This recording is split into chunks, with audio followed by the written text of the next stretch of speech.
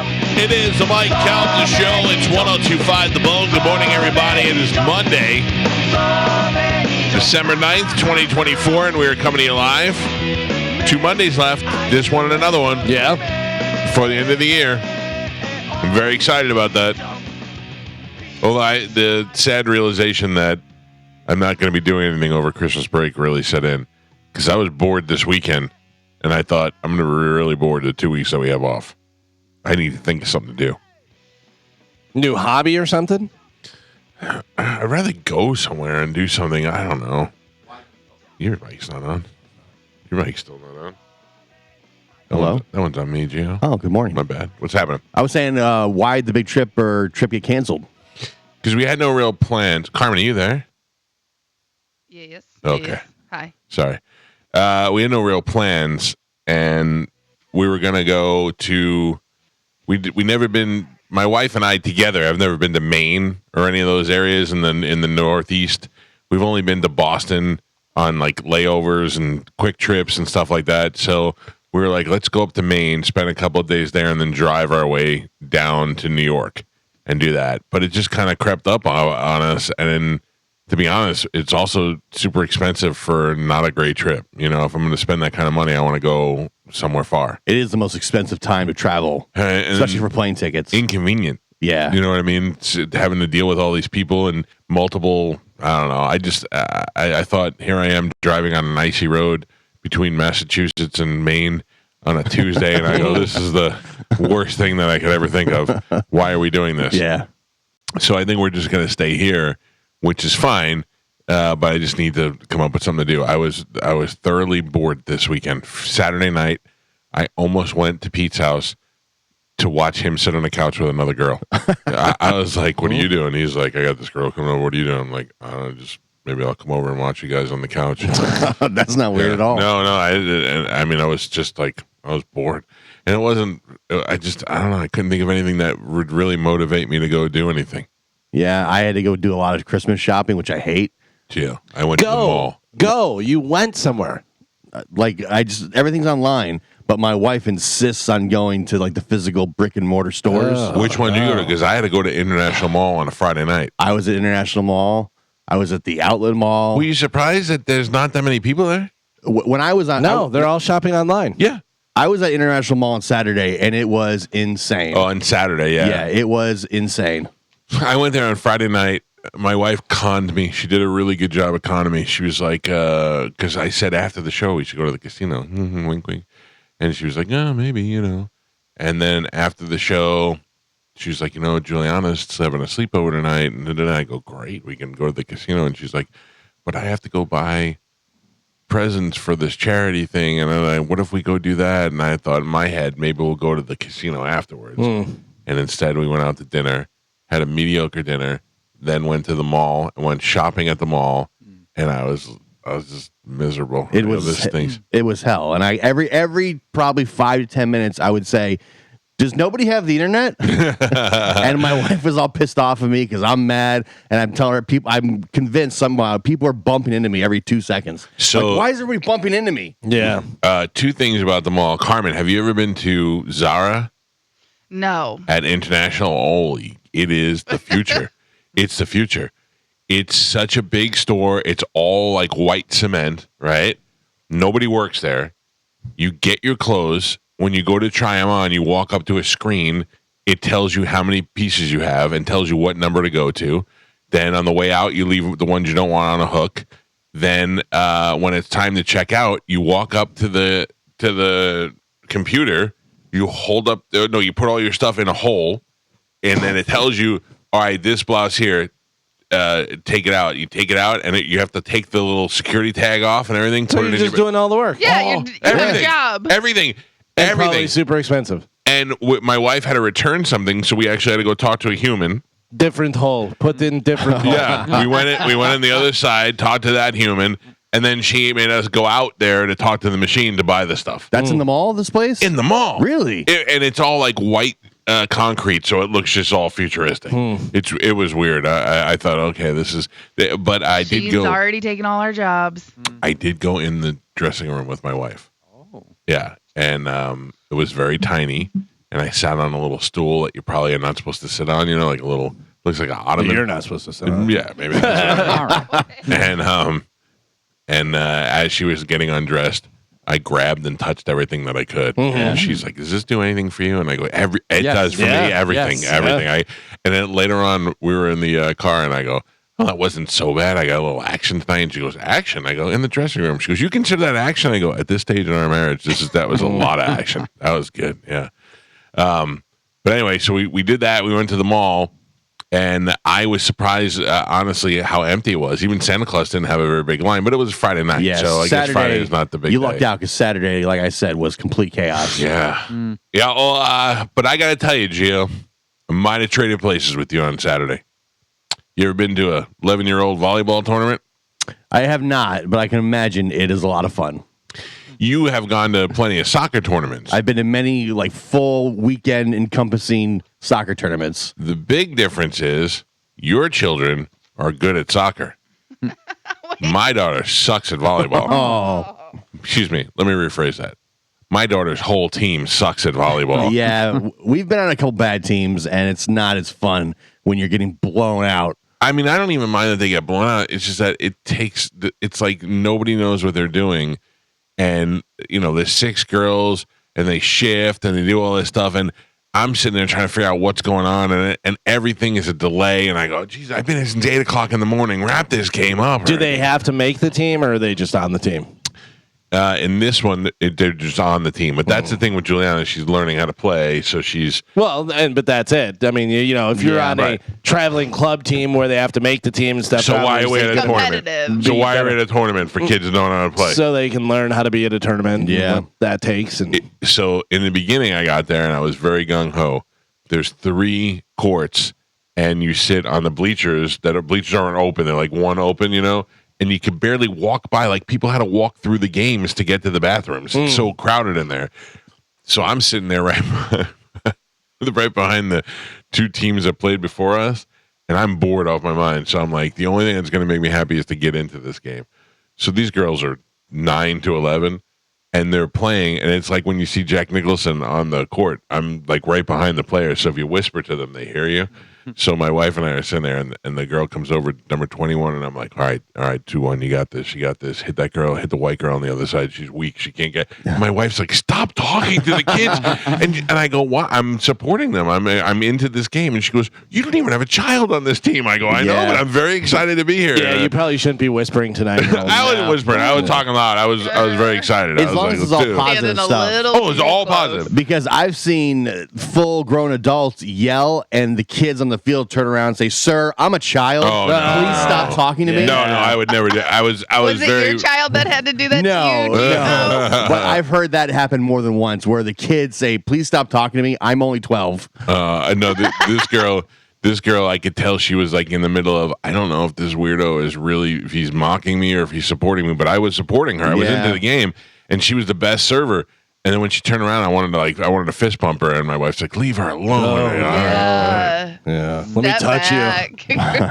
Let's touch knuckles. No. Do you know any of the other parents on the team? Yeah, I met some this weekend. They were cool. Sometimes like halftime, I'll like convene with all the fathers, and we'll talk crap about the other team or how our team is falling short. Does the coach know anything? Are the coaches do they know how to play, or do they know what they're doing? Yeah, like they teach at the school, but I didn't. So they're very good teachers. It's not like they're volleyball players that are like, oh, I'll give up some time and do this. They're teachers that are like, hey, you're teaching volleyball now. Yeah. No, they are teachers. That's how most coaches are nowadays. Like, they find someone within the school. Well, this isn't through the school. This is through a club. Yeah. The school team she has to make, and she made the school team. So Juliana's okay.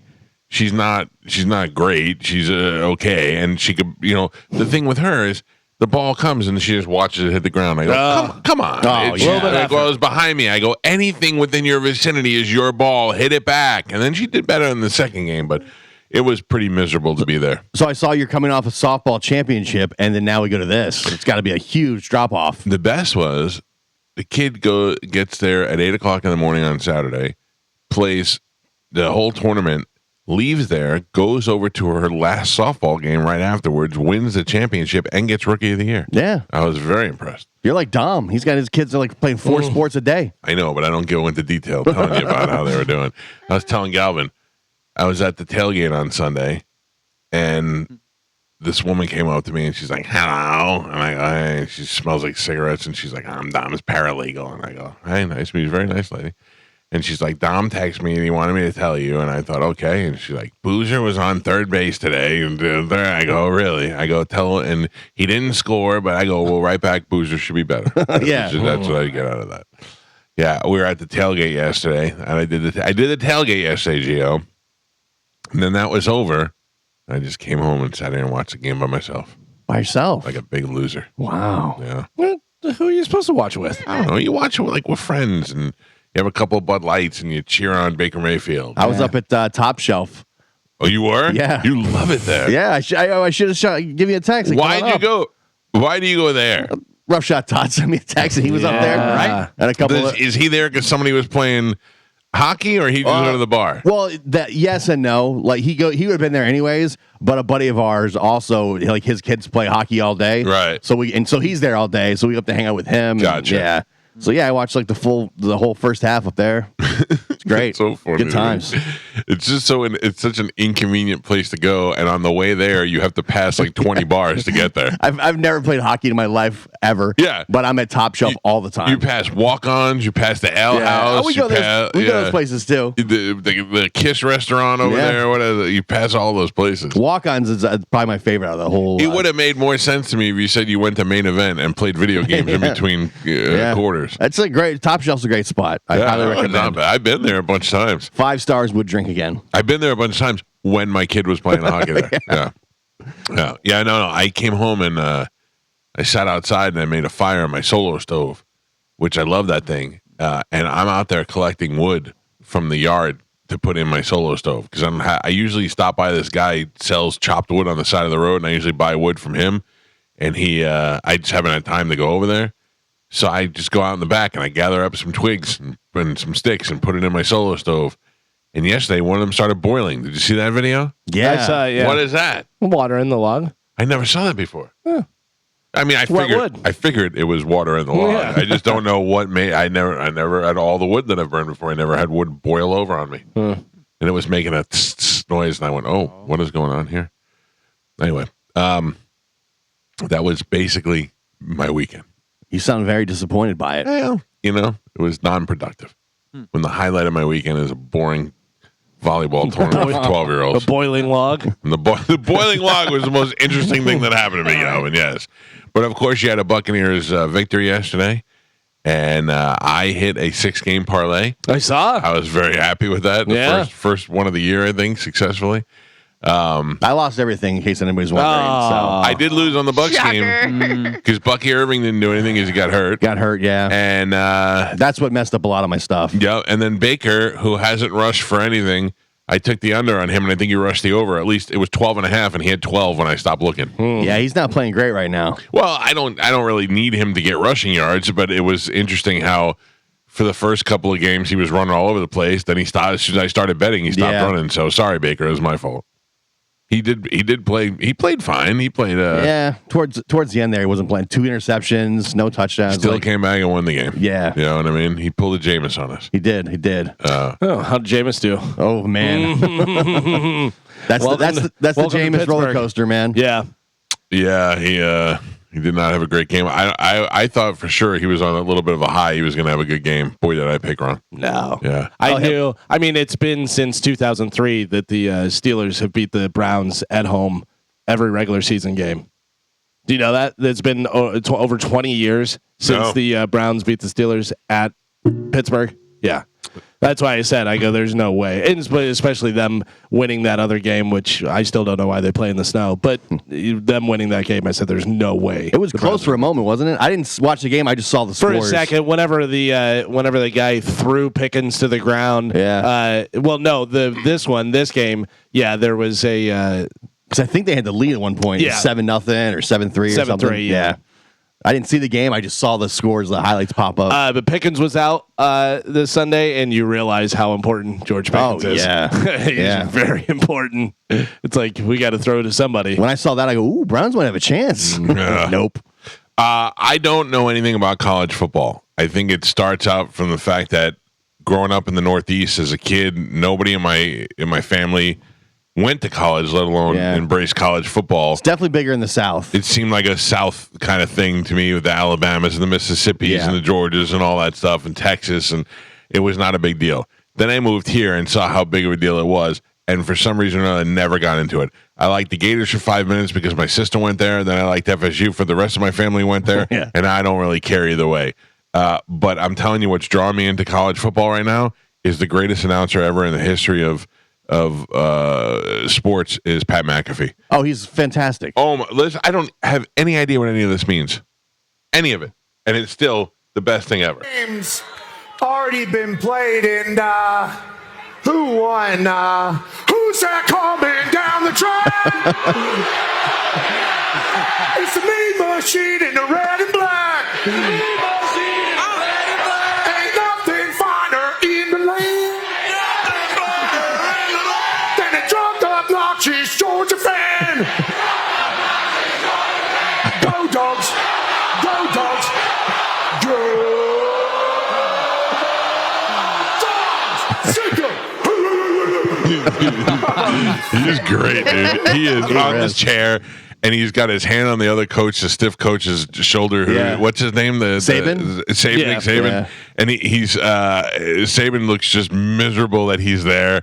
And it's just great. And McAfee does not care. He's got Saban on one side and Timothy Chalamet on the other, and does not care at all. He's just doing his thing, man. I really think, as far as like sports commentary, Pat McAfee's the best thing going right now. I think the best thing is whenever he has the different people kick and they win money for charity. Yeah. And they win, like hundreds of thousands of dollars. 1.2 million. Yeah. And they kick whatever, and the one guy will kick, and as soon as he kicks it, it's going off to the left. This guy sucks. This guy sucks. Yeah, the one guy was like, I think it was this past weekend with Texas. And he was like, "Dude, you suck. You never kicked in your life, have you?" Oh, that's great. Because they all step up there and say that it's easy and kickers stink and this and that and everything. And then as soon as they do it, he rips them apart. Yeah, he really is the best thing going. This is the Georgia chant, I would assume. Yes. Yeah. Is that it? Does that mean you're picking Georgia? Oh, no. Is that it? What are you doing? This Texas team is built with so much money. Steve Sarkisian came over here. Standing on the desk. Yeah. I picked against this Texas Longhorns team last week. How can I ever do it again? Well, we're in the Peach State, and the dogs are barking. Give me Georgia to win the SEC championship. Welcome to the SEC, Sark.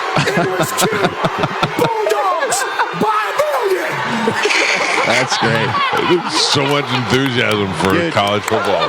College football fans are so crazy, rabid, like passionate about their teams. Yeah. That they go they go nuts over this stuff. And where is he from? Where did he go to college? I don't know. It doesn't even matter. It's not like he's a Georgia guy. He's just doing it to do it. He does it every week. Anytime, like, especially these big rivalries, man. Whatever crowd they're in front of, because they go to these different schools for the game day, and he always tries to rile up the crowd. He has a bunch of great stories too. Like he got money from a poker game to go down and get into some kicking competition that he wound up winning, and then got a scholarship. Oh, really? Yeah, like all this stuff. And then he talks about, he was on the Colts with Peyton Manning, and he said that he was in a casino, and he goes, and then Peyton Manning comes in, and he goes, just everybody's talking, Peyton Manning, this and that, or Peyton Manning walks up and smacks him on the butt, and he goes, and then everyone's looking at me like, who the F is this guy? Who's this guy? Whatever. And he goes, and then Peyton, before he leaves, goes, that red 42 looks pretty good, and gives him a wink and a gun.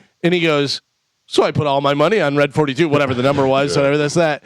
And it hits, and everyone goes crazy and stuff. He goes, so then I see Peyton the next day, whatever, and he goes, did you know that red 42 was going to hit, whatever? And he goes, yeah. And that was it, and just walked away. That's what I do. Yeah, I'm a winner. I win things. I watched that about 10 times. Yeah. I watched it. Yeah, Carmen, go ahead. I was going to say, have you seen his, they have a highlight reel of him when he was kicking in the NFL, and he would tackle Hitting people, people. Oh, yeah. and he would kick it at people, and they were like, Pat McAfee was a menace before he was an announcer. Yeah, he did the Conor McGregor walk. Yeah. and stuff, and, yeah. But it's interesting because you think of kickers, you think of Martine. You know what I mean? Yeah. Like Martine's, from another country. He's little, and you think of, and he's calm and he's sweet. And you think of that. But the truth is that some of these kickers are just regular football guys. Yeah. Like I saw David Wells playing a baseball game one time, and he had a bat, and he almost hit a home run. And I thought, he's a pitcher. How is that possible? But they're just, before they were designated pitchers, they were baseball players, and they batted all the time. But also, McAfee was a punter. Not that that's a huge difference, but he was a punter, Right. not a place character. Still, I mean, yeah. But I mean, the kickers get all grouped into being little wimps. You Right, know? right. They're not always little wimps. It's funny. Anybody watch Yellowstone last night? No, I'm out of Yellowstone. Yeah, I've been out for quite some time. Never watched. Well, there's a big takeaway from last night's show, which is interesting. So Taylor Sheridan, who wrote all of these things. Now, I always give Adam Sandler all the credit. Adam Sandler is happily married to a girl that he has kids with and all that, who's very pretty. And I feel like every guy that's happily married to a pretty girl still wants to make out with other girls. So Adam Sandler made it so that he can make out with the hottest girls ever in all his movies. Jennifer Aniston, Drew Barrymore, Kate Beckinsale. Anytime he sees a good-looking girl, he's like, I'd like to kiss her. And he writes a movie about it and makes Salma her... Hayek. Yeah, Salma Hayek. Like, he's not getting any of those girls. So he writes them into their movies where he gets to make out with all of them. Totally brilliant. Taylor Sheridan, who was in Sons of Anarchy and wrote Yellowstone and wrote all the 1883, 1923, all of those Yellowstone episodes, and now all these spin-off shows, he put himself into the show. He was a cop when he was on Sons of Anarchy, and he is a cowboy in the Yellowstone show. So yesterday, he doesn't have a big role, but yesterday they had to go out and see him. So he's got a ranch somewhere else, and he plays Rip's, like a friend of Rip's, like a real friend from back in the day, but he's also like a millionaire cattle guy. So every once in a while, they have to go there and buy cattle from him or sell cattle to him. And in this one, Beth has to go out there to talk to him and help him to get a favor from him. Anyway, she shows up, and he wrote himself in the Dan Bilzerian role. He is surrounded by naked girls. His shirt's off, and he's completely ripped. And he's like a millionaire in this house. They're all swimming in a pool, and he's playing strip poker with them. And I go, that's what you do. Yeah. When you write the show, you make yourself the greatest thing in the show. Right. I thought that was brilliant. I'd never seen that guy before. Completely ripped. Is he? He had his shirt off, and he was all jacked. And I was like, this guy would really get those girls. He's ripped and his name is Rip? No. Rip is a different guy. Oh. Rip, surprisingly, not ripped. Oh, okay. Rip kind of fat. All right. Yeah. I watched Matt Damon. What's the movie with him and Robin Williams? Good Will Hunting. Mm-hmm. I watched that over the weekend when Rip is in that as a full redhead. Right. You don't even realize it's him. Yeah, it's I've seen that movie probably way too many times. Oh, I finally watched that. I watched that Tom Hanks movie where it all happens in one's location here. How is that? The Room or Yeah, it's all right. Yeah. It's How quick do you get bored of the scene? you don't. Really? There's a lot going on. Like the concept of it was really cool, but it's basically if you watch the Notebook, it's the Notebook, but the house is the Notebook instead. If that makes sense. Yeah. What basically? So it's sad. Yeah, it's kind of sad. Isn't there a lot of obviously the timeline changes and stuff, and he's like young and then old and all that Yeah, stuff? Is that all bad CGI? No, I didn't think it was that bad. No? I didn't notice it that much. But yeah, the camera never moves the entire time in this one spot. And it starts at like prehistoric age, and you see like the house build and all the history of like these families that lived in this one house. And then like it never, the camera is always the exact same. Yeah, I don't know. I might watch it just to check it out for a couple of minutes. But Yeah. I watched the preview for it, and I went, It's kind of sappy. Yeah, Jenny's in it from Forrest Gump. really? Yeah, because Robert Zemeckis did it, so it was like okay. Did he at any point yell, "Why'd you give me AIDS"? I was hoping for it. Wow. Yeah, but it's very much like the Notebook. I saw that the regional Emmys were here this weekend. I guess everybody gets an Emmy. Every news station has like got a picture of them with 10 Emmys, and they're like, "We won Emmys." They just give them out to everybody. I guess. Congrats. I have to go to dinner tonight with somebody. You want to guess who? It's a work Somebody dinner. with the news. No. Somebody that we all know but don't really know. All know, but don't. I'll give you one word hint. Do we like this person? I mean, we have no reason not to like him. I like him. I don't know if you guys know him, but I met him once and he was really cool. They work at the station, or they just work in our field? Neither. Oh, But I thought you said it was a work dinner. But it is a work dinner. It's a client. Client. Here's what Ooh, I'm I bringing. hope it's Patrick Smith. Maybe you get to go to a Bucks game. Oh, By the way, I Yeah. talked to Kevin about that. Yeah. I saw Kevin this weekend, Big Kev. Yeah. And I said, Patrick Smith takes you guys over. And he goes, it didn't take me. I went with the Bucks. Like, oh, yeah, that's right. You work for the Bucks. He's like, you took John Senning. And I went, that's cool. And he goes, Patrick Smith's a weird dude. And I go, really? And he goes, good. Like, funny, but he goes, he just says weird stuff. I said, all right, I already got a lawyer who says weird stuff. I can deal with weird stuff if I'm on the team Yeah. chart Right, if I of the can- game. If that's the worst part about going to the game, Ooh, he's a weirdo. yeah, I can deal. Yeah. I think you're going to have to give us a little I'm more gonna to give you go one on. word. Yeah, One not word. Like, One word, and you're going to be like, oh, I know what it is. Cookies. Oh.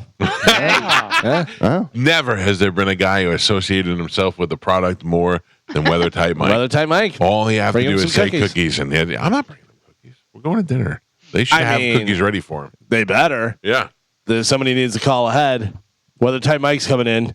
Make some goddamn cookies. Yeah. I felt like I was going to dinner with a celebrity Yeah. because I said to my wife last night, Monday night, I can't do this. I have a dinner thing that I'm going to. And she said, who's it with? And I said, Weather Type Mike. And my kids were there, and they're like, what is that? And I go, Weather Type Mike, you ever see him on TV? And they were like, no. I go, he always has the cook. And they're like, oh, the guy. Yeah. I thought, that's goddamn brilliant. The cookies are brilliant. Oh, what if he pulls a cookie out of his pocket?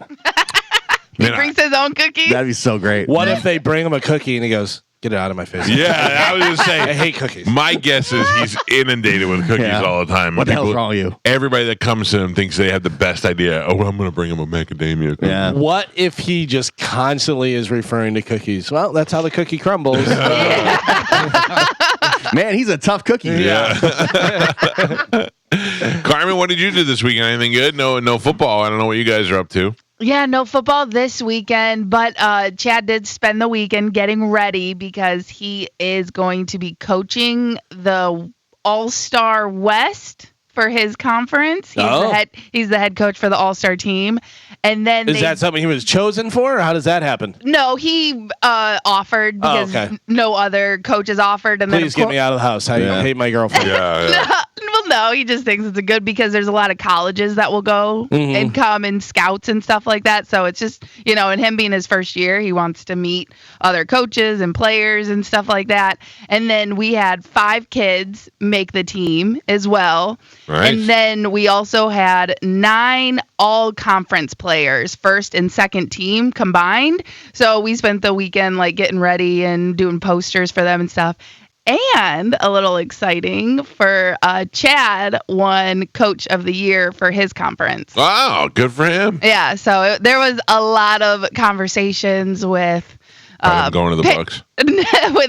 with parents and kids and this and that. So that was basically his weekend. And then my weekend on Friday, I was out at Ferg's with Bud Light, giving away the UFC tickets for this Saturday. Did you bring your Steam box? I did not bring my Steam box, but I did do a Steam box yesterday. So yeah, basically it was a very, very, very chill weekend. You're skipping something big time. Oh, well, what? I don't know. The wrestling? Yeah. Yeah. So Ferg's, listen, we were there in Ferg's and we were up front, right? And so I get there and I'm doing social media. So I'm just walking around and there's so much going on. They have the golf simulators upstairs. They have axe throwing in the back. There's a band getting ready to go on. And then in the very back where we did fight night, there is a wrestling ring set up. Oh. And I'm like, what is going on here? So there was an amateur wrestling show happening starting at 8, which is right when we were done. So, and then the guys were like, would you mind, what are you here for? I was like, oh, I'm with the radio station. They're like, would you mind helping us promote it? Letting people know that we're back here, this and that. And I was like, yeah, because I need to do social media. So Who are they? CCW, I guess they're out of Miami. Is what the main guy said, but they do about 8. But he lives in Tampa. He's the Tampa affiliate.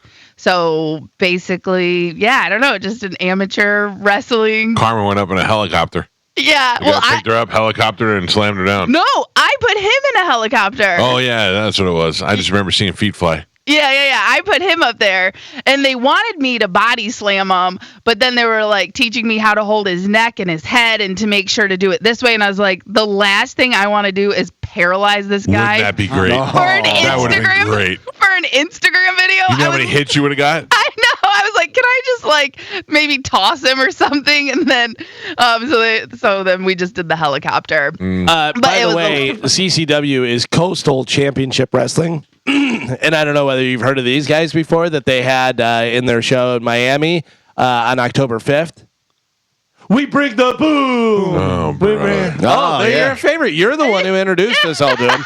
You have to enjoy it. I feel like I started it. Once I played that song on the show for the first time, they blew up. You know they're in AEW now? Yeah, I did. And they're on the pay-per-views? You know there Chris you go. Jericho's not in AEW anymore? He's Oh, not? really? I don't know. Maybe. I don't know. I saw him wrestling for somebody else for New Japan the other day. Oh, Not New Japan. Ring of Honor? Ring of Honor. Yeah, they do that, though. They break off. Back and forth. Yeah. I thought Jericho owned AEW. No. Maybe he owned a part of it or something. Maybe something. I saw the Bring the Boom, the Costco guys on a private jet on their way to AEW. Yeah. Mama Justice, the whole crew. Was Patrick Smith with him? No. Yeah. All right, let's take a break and get the show moving this morning. It is the last of 2 Mondays that we have before we break for the end of the year. If you want to get through, the phone numbers are 800-771-1025. Carmen will tell you what we have to give away. We got a whole new crop of stuff to give away to you folks today, including a chance to win a Harley Davidson. How do you like that? I'll be doing that on Saturday. And Friday night is Winter Seltzer Land, where the entire radio station, actually all of the Cox radio stations will be at the Winter Seltzer Land together, which is happening at the Mahaffey Theater for a big winter party, a big Christmas party, a big, whatever you call it, holiday party. Whether I encourage places that are too small to have a holiday party to just come here. Tickets are like $35, and they got over 80 seltzers available. They got handcrafted cocktails. They got food upstairs. They got all sorts of stuff. Come on by and join us this Friday night at the Mahaffey. We'll take a quick break. Sporkle's next on 102.5 The Bone. Carmen? Yes. This Saturday, I'm going to be out at Harley Davidson. Yes. And I'm going to be giving away a Harley Davidson. Yeah. Are you excited? Did you enter? Can you win? No. I No, cannot right? win. You can't. I am not even excited about winning. I'm excited about giving it to somebody. Can you imagine just days before Christmas being able to give somebody a brand new Harley Davidson? We're going to be at Tampa Harley Davidson on Adamo Drive on Saturday, and we are giving away a Harley courtesy of Budweiser. If you would like to win that, all you need to do is listen up, because right now, among the things Carmen is going to give you, you can win an opportunity to get into that Harley raffle. So I would love it to be one of our morning show listeners that win it. So pay attention, and if you win Sporkle, you could do that. If not, you can go to theboneonline.com and find out your other opportunities, because we're going to be giving away last-minute entries on Saturday out there as well. What else do we have to give away today, Carmen? So, yes, we do have that entry for the Harley Davidson giveaway. We also have tickets for the Busch Gardens Christmas Town, Winter Seltzer Land, if you want to come to our office Christmas party. You're coming, right? I cannot. No. Oh, really? Yeah, no, I can't. Why? Because I had prior plans. What are you doing that's more important than our Christmas party? Oh, they waited until the last minute. Yeah, they gave us notice, and I've already accepted another invitation, another invite. I was just asking you what that was. Yeah, it's another Christmas party. Oh, better than ours? Yes. Can we go to that, can we go to that one with you? No, I'm sorry. Oh, It's okay. exclusive. All We also have tickets for Brett Michaels, Party Gras, TSO, Sticks and Loverboy. Now, TSO is Sunday, and I think I'm going to that too. Oh, really? I got quite the weekend. You think you're going? Yeah, exactly. Yeah, no, I'm going to that. Friday night, I have the broadcast, the podcast, the Me and My Wife podcast live at the Winter Seltzerland. Saturday, I got the Harley Davidson giveaway. Saturday night, UFC. Sunday, TSO. Are you going to UFC? Because it's at Amalie. Yes. You are. Okay. So you have 4 events this weekend. We got to take over under us on how many he goes to. Definitely going the under. Well, I have to be there on Friday, but I also want to be there. And you have to be I there have to on be there Saturday. on Saturday. I will tell you, UFC has got the weakest chances right now out of all of them. Yeah, because it's the only one that's not paying you. Just let me know when you want to send me those tickets. Yeah. Yeah, I may have to do that. No, that's UFC Saturday night. Are you kidding me? I'm going to see my man Bucky Covington. Mm-hmm. Right? You got that right? Mm-hmm. Yeah. Bucky Irving? No, Bucky Covington. Bucky Irving's different. Oh. But here's the worst part about UFC. I'll be sitting over here, and Titus will be sitting all the way up front.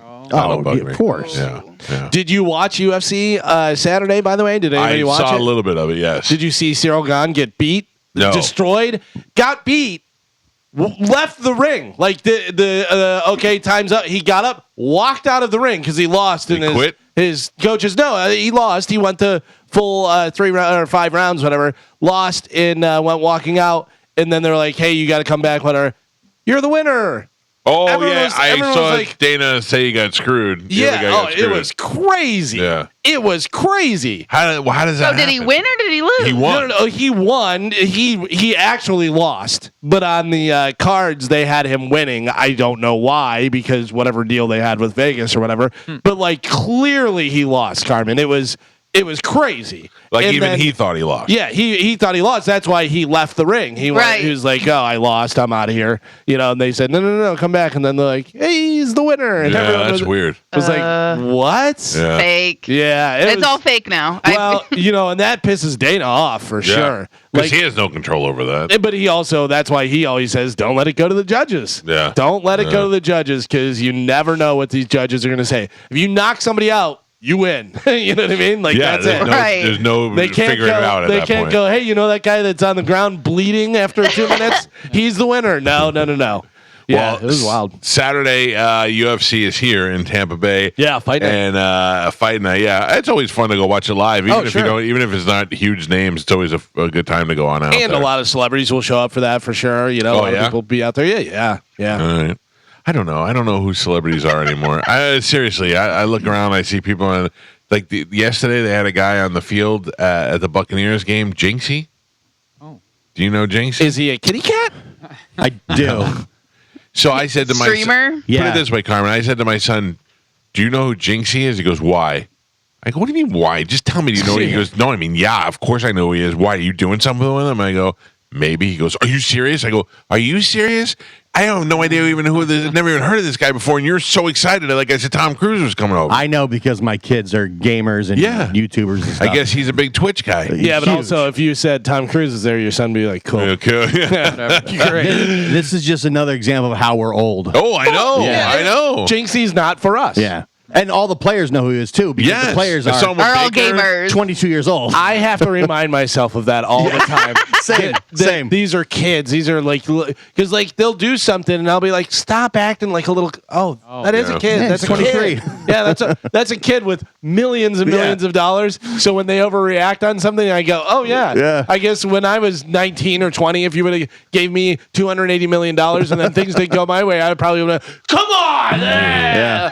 crying about it. You know? I thought about it yesterday. They said Jalen McMillan was 23 years old, and he scored 2 touchdowns yesterday. I thought, could there be a greater feeling in the world? Yeah, than that? it's Be wild. Score 2 touchdowns in your rookie season in the NFL on a winning game on a Sunday must be the best feeling in the world. It's weird because growing up, we would watch sports and we thought they were men. Yeah. Those are men Old that are men. playing. Yeah, and now, the basketball player is 20 years old out of Duke, and I'm 20 years old. Yeah. I remember when Joe Torre played for the Mets, and he looked like he was 60 when he played for the Mets. Can I tell you something that I saw and I didn't grab it and I wanted to grab it?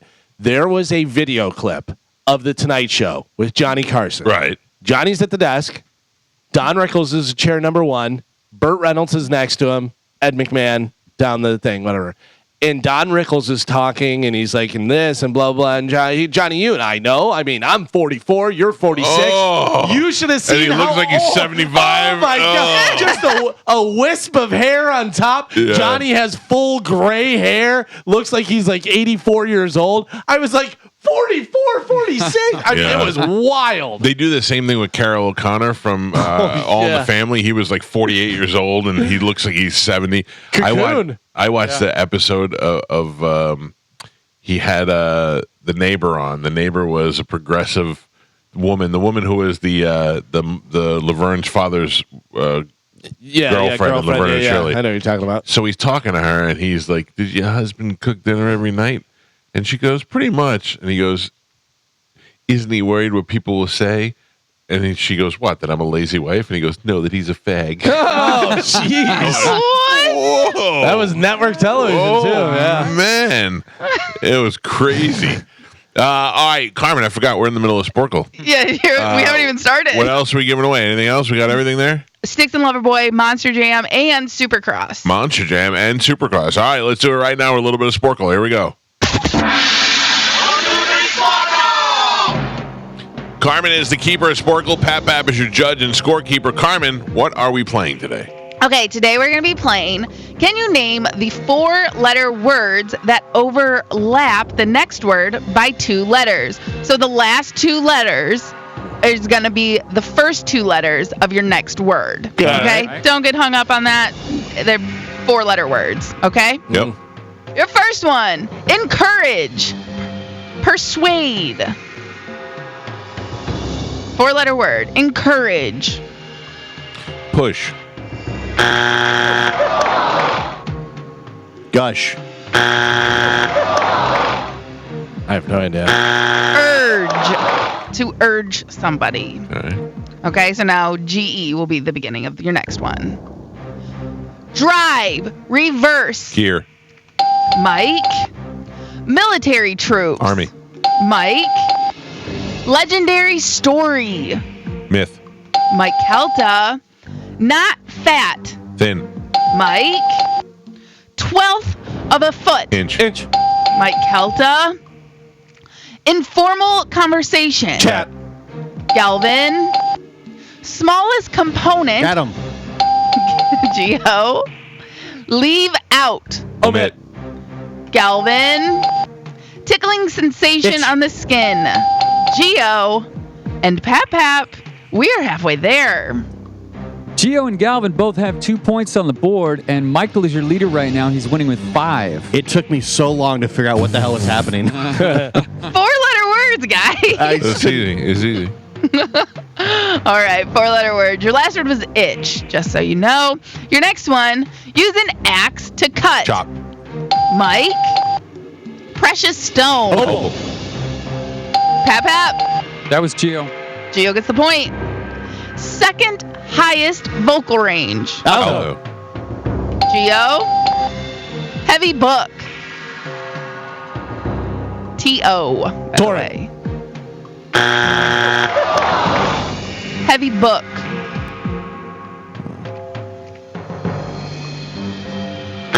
Tome. Yeah. Who is that? Pap. Yeah, shut up. Pap gets the point. 1 million prefix. M-E. 1 million prefix. Mill. M-E. Mel. I don't know. Mega. Sudden intake of breath. Gasp. Mike. Rotated. Spin. Rotated. SP. I don't know.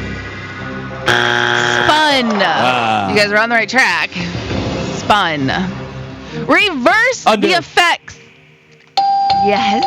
Galvin. Quantity of medicine. Dose. Geo. And Pap. We are on the last 3. Galvin has 3 points on the board. Gio with 5, and Michael is your leader right now. He is winning with 7. All right, we are doing 4-letter words that connect. Your last 3, here we go. Next one, plants grow from this. Dirt. Seed. Geo. Revise. Correct. Edit. Galvin. And your last one, a thing on a list. Item. Mike Calta. Is that 2 in a row or 3 in a row? I don't know. You did win last time. I don't Thank know. you. I know that too. I'm going to the historian for the accurate records. All right. Hello? Yeah. Hello? Just waiting for That is 3 in a row, 3 in a row. Oh, yes. Oh my.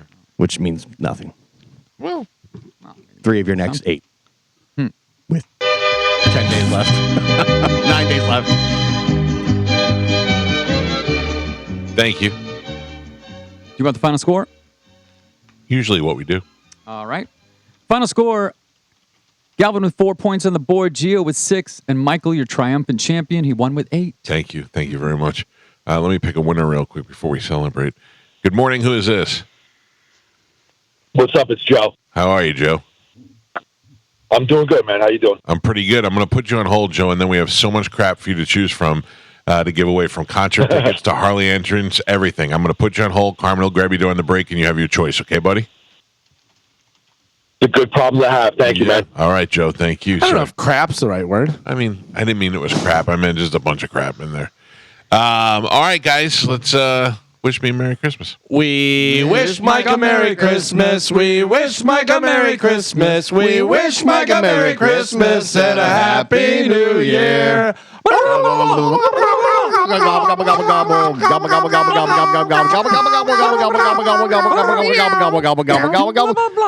not going to cut it off. I'll let it go all show if you want. 30 seconds. What is it? Congratulations, Joe. Thank you very much. Galvin, what do we have coming up in news? Coming up in news today, money for Carmen sitting on a horse, and that makes 100 problems. All right, Carmen, we've got news. We will do that, and money for you next on 102.5 The Bone. You were playing a little Matthew Sweet there, I saw, where he said he may never play guitar again because he got hurt or yeah, what? Well, he had a stroke. Yeah. Yeah, and they had a GoFundMe for him and stuff. So, yeah, he's... That's a shame. Yeah, it's too bad. Yeah, I mean, really, he only has this one song that I know. But also, that was the only thing that he was doing, I'm sure, was out there touring and doing stuff and playing and trying to... And now here's my one song that you guys have all heard before. Yeah, No. yeah, but there's a lot of those one songs that are out there.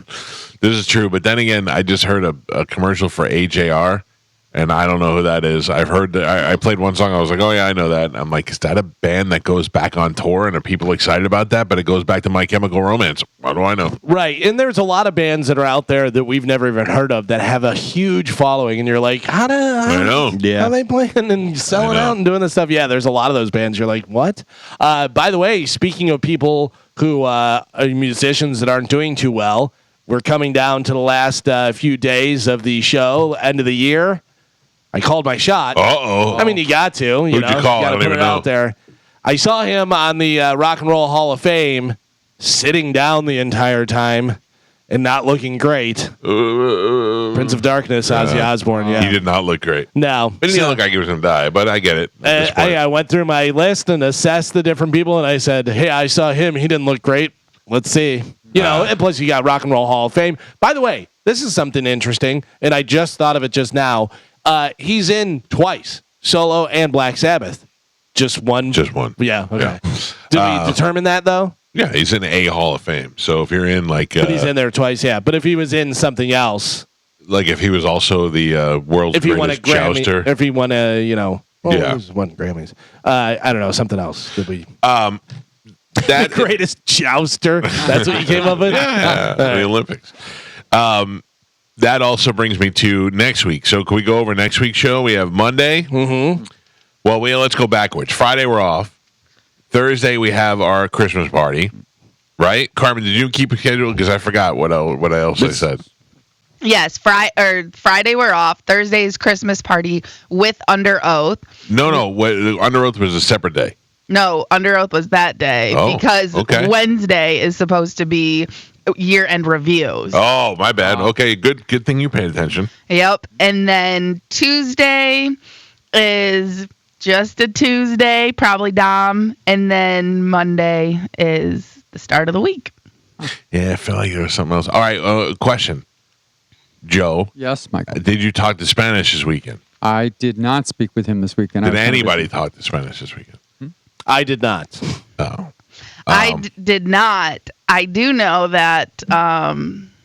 I don't know if I can put the too late. business out Too there. late. I know. I was going to say it. I didn't say it, but you say it. I know. Well, I guess he had plans with. I'm not going to go into full detail. I guess he had plans with somebody, and he did cancel or didn't show up or forgot. Yeah, forgot. No call, no show. Yeah. Yeah, and then it was my bad. Yeah. So I don't think that's a promising. Do we know if Spanish is going to come in for Under Oath for the end of the year? Has anybody? Well, I guess nobody's talked to him. We don't know. But since we talked about it on the air, I thought maybe it would have come up somehow, but I guess not. Joe is the last person to talk to him. Yeah, and I still do have some mail that I'm going to have to bring him. So I feel like if Joe calls him and says, Joe doesn't get an answer. Yeah, Joe's not going to get an answer. No. I feel like you're not. Also, like if I called him, I could talk him into it. But I don't want to talk him into it. If he doesn't want to do it, he doesn't want to do it. But also, you're going to ask Joe, did you talk to Spanish? I did. Yeah. Oh my God! He said, maybe that he then like no definitive answer. Like Joe, are you going to be able to bring me a definitive answer? No, yeah. no. Yeah. Yeah. Or it'll take us, 45 minutes to get it out of him. Right? Yeah. All right. Here's what I'd like to know. Are we going to have Spanish here at 8 o'clock on Thursday of next week, not this week, to do Under Oath for the final show of the year? That's what I need an answer. Okay, I will ask that question directly, and I will give you a definitive answer. And if it's a yes, great. Do you realize right now we're in a situation, we're in a lingo status with him, where if Limbo. what did I say? Lingo? Yeah. Listen, it's been a long year. But also, before we get too far into this, Mike, because you did mention you thought it was a different day, and the last show is usually very hectic with presents and stuff like that. Also, the last show is the last show, and it's fun, and we're giving presents and stuff, and then we're going to bring Debbie Downer in. Carmen. So, do you want to change the date of the last Under Oath to that Tuesday or something? Rewrite this schedule down, Carmen, okay? Okay. Tuesday, Under Oath. Okay. Wednesday, end of year reviews. Thursday, Christmas party, wrap it up. Okay. Now, what I was Monday- saying back to Lingo Limbo, if right now our situation with Spanish is in limbo, where we're like, we don't hate him, but we're kind of annoyed with him, and none of us have really talked to him, and we don't really know what's going on, and he still does work for the radio station. It will be quite uncomfortable, I think, is he going to go to the Christmas party? Like, what if we see him at the Christmas party? He said he was not going to be attending the Christmas party because he had a prior engagement. Oh, okay. But I'm just saying, like, what if I see him out? Am I supposed to be nice to him? Am I supposed to not talk? I'm not mad at him, but I'm not buddy-buddy with him right now. We should have some sort of closure, don't you think? Okay. I'm asking. I would think. Anyone else? I mean, And you haven't talked to him since that one Sunday at 10 or 11, right? The only conversation I had. Okay. I've talked to him a couple times since he's left the show. Right. And I don't think I need closure, me personally. Yeah. Yeah, maybe. I think if I see him out somewhere, I'd go, hey, man. You don't How think are that you? would be weird? Yeah, it'd be weird, but not like I don't know. I'm not very uncomfortable in situations. I'm just saying I think it would be better all right. radio if we had him on the show and we answered all the questions that we have. But I would we still have get questions? But would we get answers? I don't know. That's You know why what I- if because he that's- has to come on the show, he'd have to be willing to give answers. Carmen, try and call him right now. Oh, I actually was going to ask you to do that before you started doing the schedule. Let's see if we can call him and just see. Let's get a definitive answer whether or not he'll come in Tuesday or not. You want me to call now? Yes. Okay, because I will say, Friday when we tried calling, he was like, they never tried calling. And How do you know that? Because Dizzy was in here. And then he took a screenshot and he sent it to Dizzy, and Dizzy was like, bro, it's the second number on your phone. Oh, so and then he was like, oh, I was kidding. So it's just weird. What do you mean he was kidding? What, that we'd ever try calling? Yeah. I guess it was supposed to be I don't know. It was later in the show that we tried last time, right? Well, we tried twice. We tried around this time, and then we tried when Dizzy was in as well. Oh, yeah. I don't know. Maybe the listeners don't even care. 800-771-1025. Maybe they're beyond it now. Do you want me to try calling him? Yeah. Then don't have people call in. Oh. Every time. Well, I don't understand. What is it? Our phones are terrible. Right. No, and then if you number and she can't call out if people are calling in. And can't. Hold on. Let me ask questions. I can call out, but then you start picking them up, and then it drops my call. So just don't. You can't pick up. You can't calls. use one of the phone lines if I'm picking up the other phone lines. Correct. That's insane. Yeah, that's So what something happens that if we get a hotline call? Then you have to stop taking phone calls so I can put it, or I can just put it on hold, but I can't answer it. I can't hear it That's because ridiculous. the phone can't operate. And well, that's what the other phone is for, but we don't have a phone screener, and I can't. Tone it down. Call Spanish. You ask the questions, I know, and I but have Jesus, answers. God, get on. Just try and call Spanish. Oh, do there that. you go. Definitely do that. Touche. Oh, touche. man. She's so mean. All right.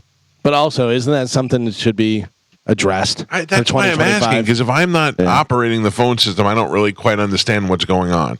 And if there's a situation where on the #1 rated morning show, you can't take phone calls and make a phone call, we got to fix that. Yeah, it's on We your can. end. We just need. Oh, don't you? I'm not yelling at you. I know, but I'm letting you know we can. We just need a phone screener in the phone screener spot. So you're on line 1 right now. Correct. So if I were to answer line 2, it would knock line 1 off? It would either do that or it cuts out and I can't hear it anymore. Like it depends. But if I'm on the other phone, but that's Kinda only because monkey operation we Right, run over that's- here. but that's because I'm using one phone. If I was on the phone screener, it wouldn't do that. Okay. Yeah, but there has to be a way to be able to do that without blaming it on it's on your end. Yeah, You know what I mean? I agree. What happened, Carmen? I see you. No answer. No, try one more time. Maybe that one jostled him awake. Okay. What do you mean? I mean, I could text him. Oh, would you? Would you mind? Maybe we could hit him on all angles. And we'll wake him up. Trying to, this year, after 14 years of working here and the culmination at the end of the year, I think this would be a good way to go out. If it doesn't happen, it doesn't happen. It's not the end of the world, but. Ringing, Carmen? Yes. All right. Just waiting. I'm just looking forward to if he does come in, and then whenever the segment's over, well, see you later. Joe. Yeah, how does that go? You never know. It may end up with, wow, I understand a little bit better now. Maybe we need to reevaluate things. But again, No. do we get answers? I have a feeling since we haven't heard from him and there's And the been fact that he said we didn't call, but then he sent a screenshot of us calling, and then we're supposed to go out with Dizzy and didn't show up with Dizzy. You think that we're not going to get any answers? you know? Yeah, I get you. Yeah. And then I guess like Joe said, like he thought I was going to reach out and like, I don't know. So I just don't know where he's I thought you at. said I'm all right, Spider. Can I answer some of these phone calls, or are you going to get mad at me? You can because I'm not on the phone anymore. Mike Calta Show, good morning. How you doing, Mike? Good, Been what's listening for a long time. Even, but when John Brennan and Rob and I think it would be a great show. I really do. I think if you were able to get him and just watch Galvin making fun of Rob and just different stuff. But what's amazing is I was this whole time up until 2 seconds ago, I was thinking, I can't believe he's just gone, and why wouldn't he want to come back? And maybe they should give him another chance, whatever. But now he's pulling the same old garbage where, oh, I didn't see it. Oh, wait, yeah. And then, ghosting somebody. And then I'm like, he's not stopping. Whatever he's doing, he's continuing doing whatever he's doing. So I guess it's a better show now, I don't hate him. I like him. Yeah, I'm curious to see what he says is his reason for that. Like the reason for not calling Carmen or the reason for not showing up and all that stuff. So I'm just curious to see where his head is at right now. And also I got other questions to ask him about that aren't just about the last couple of months. So, but would we get answers? hopefully we get.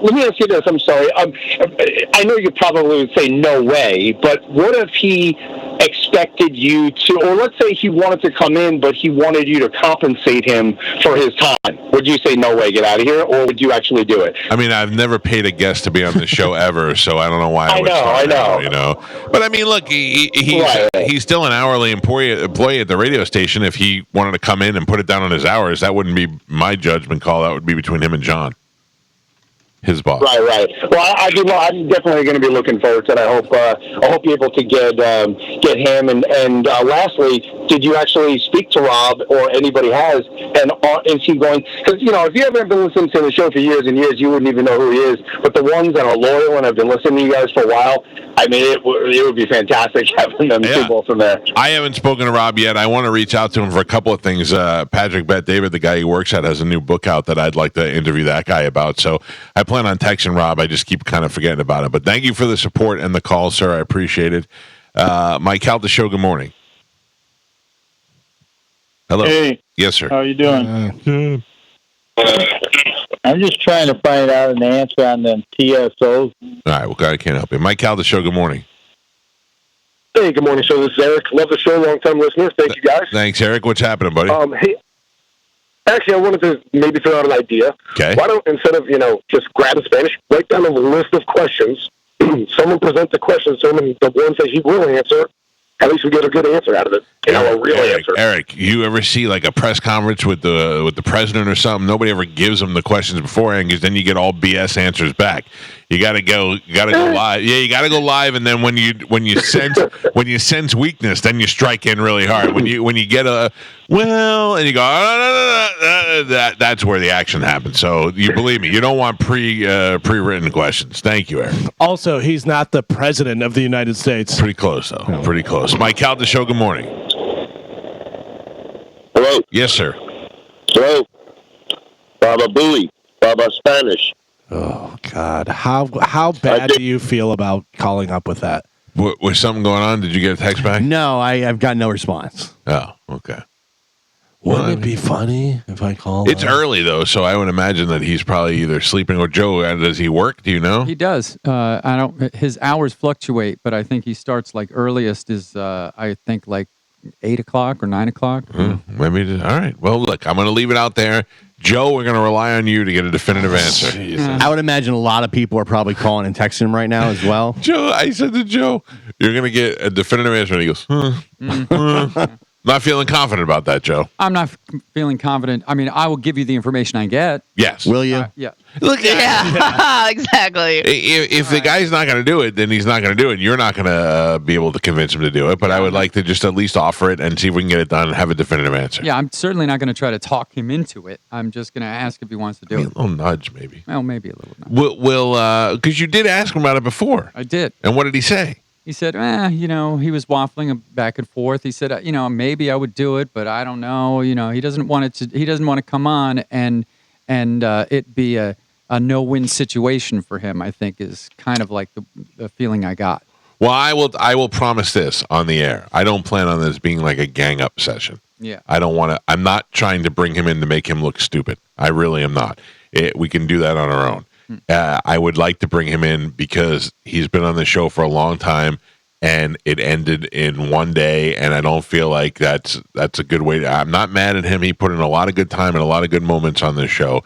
He could have a nice send off into the next thing that he does. He could say his piece. If if he has some grievances, he can air them at that time. Yeah, and if there's some things that we disagree upon and say, but wait a second, maybe he could explain it to us, right. or he could say, no, I was kind of wrong on that. You know what I mean? I think it would be entertaining radio, and I think it would be good for people who've listened to a guy for 14 years, as opposed to him just disappearing into the night. Mm-hmm. So leave it at that. All right, I'm going to take a couple more phone calls, then I'm going to break and come back and do news. Mike Calta Show, good morning. I don't see the point in bringing him in. He's never going to tell the truth about anything. You don't know. I'm pretty persuasive, sir. Yeah, I know, but he just lies and lies. I just don't see the point. And then I don't think he comes in anyway. He knows he's going to get hit with a lot of hard questions. I think the show's just better off without him, honestly. All right. Duly noted. Thank you, sir. I appreciate your opinion. Mike Calta Show, hello. Yeah, this is Gary. Can I make you guys laugh? Probably not, Gary. You can try, but probably not. If you're gonna bring in Spanish back for the But then why not bring Hoppy back too and get a real thing going? Yeah, that's not making You us did laugh. not It's make made us us laugh. nauseous. All right, let us take a break, get some commercials out of the way, and then when we come back, we'll get right into news next. It's the Mike Calta Show. This is 102.5 The Bone. Did you ever see from the theater back in like the 50s, there was the guy who worked in a movie theater and he wore all red, or like a bellhop. Sure, yeah. All red with a little cap on. Yeah. That's what I see out of Joe on my like if I don't look directly at him, I Right. just look. I see all red with a little I cap get on that, top. yeah. I don't know if we have a cryptic message from Spanish, so we don't know if he texts Gio back. I think he's working is why he's not answering the phone. Okay. Primarily. And what did he say? He just says, yo, I'm working to get more of that sweet, sweet meth. So he still has a Boy. sense of humor about it. Yeah, I guess. I said, I have heard it's wonderful. He says it's losing its pizzazz. And that was Is it a sense of humor, or is he taking shots at us? You guys said I was on meth. We didn't say it was on meth. That was something The the listeners. listeners said, and we said that other than the fact that he was itching his face and scratching and acting weird, we didn't really know what was going on. But it'd be great if he came in the studio and did under oath and answered that question. I certainly would like to It ask didn't him. scratch his face. Didn't scratch his face. Well, we'll see. Joe's going to get a definitive answer today, Joe? Yes, Michael. Okay. Tomorrow we'll find out on the program. No way. Right now it is time to check in with Galvin. He has today's news. And now, news with Galvin on the Mike Calta Show. I also agree with your assessment. No way tomorrow. No way Joe comes back with Oh, an no way No. Joe gets the answer. No. All right. Thank you for that vote of confidence. You're welcome. Appreciate that. It's not you, Joe. I know. It's you. Kinda Joe. Yeah. All right. Now, Joe, the other thing I'm worried about is Yeah. Friday. Yeah. You seem very concerned with this broadcast Friday. Well, I want it to go right. I know, but I feel like when you're calm, I feel calm. When you're concerned, I feel concerned. No, I was just, I'm going by the station today to talk to Corey Cardinal. Okay. Everything is set up. I talked to the engineers on Friday. It should all go. Do we know about the according to internet plan. yet? We are bringing a puck that I will be connecting to Wi-Fi through. All right. So I have a question for you, and it's a question in 2 words. go. Vertical or horizontal? Ooh. Well, you'll have to tune in and find out. man. That means he doesn't know. Whichever No way idea. it turns. Yeah. No idea. I heard Joe having some conversations on Friday. He is doing his due diligence on Okay. this. All I right. feel, yeah. All right. Whether I like that it, will Joe. lead to results, I don't know, but he is doing the work prior to. I talked to 2 engineers on did. Friday and Corey Cardinal over the weekend, and I will talk to him again tonight. Joe All gave them a list of demands that he had, and we'll see if those are We fulfilled. really need to start putting together things that were supposed to happen and whether it happened. And we do that on Monday. Like, did Mike go to his 4 events? Yeah. Did Joe actually get video for the podcast? Like, all these different things. I'm confident. I feel very confident that things will go well. Joe talked to Spanish, and do we have an answer? Did you know how we did the challenge? We came up with the challenge rule. Yes. Or if I say I can run to the stop sign, somebody will say challenge, Yeah. and I have to do it. And if I can't do it, I have to pay $100. Right. So that stops us from making, broad statements about saying things like they could fight a bobcat. It stops Yeah. you. Us. What about me? It stops you from saying it. I mean, we've all None of said us. stuff Crazy that we're surprised proclamations? by. Yeah. Crazy proclamations is a great name for a Some band. more than others. So I also like if on Friday who wants to take the action. I have to go Friday to Winter Seltzer Land, Saturday to the Harley Davidson giveaway, Saturday night to UFC, Sunday to TSO. And if Don't you're forget when's dinner.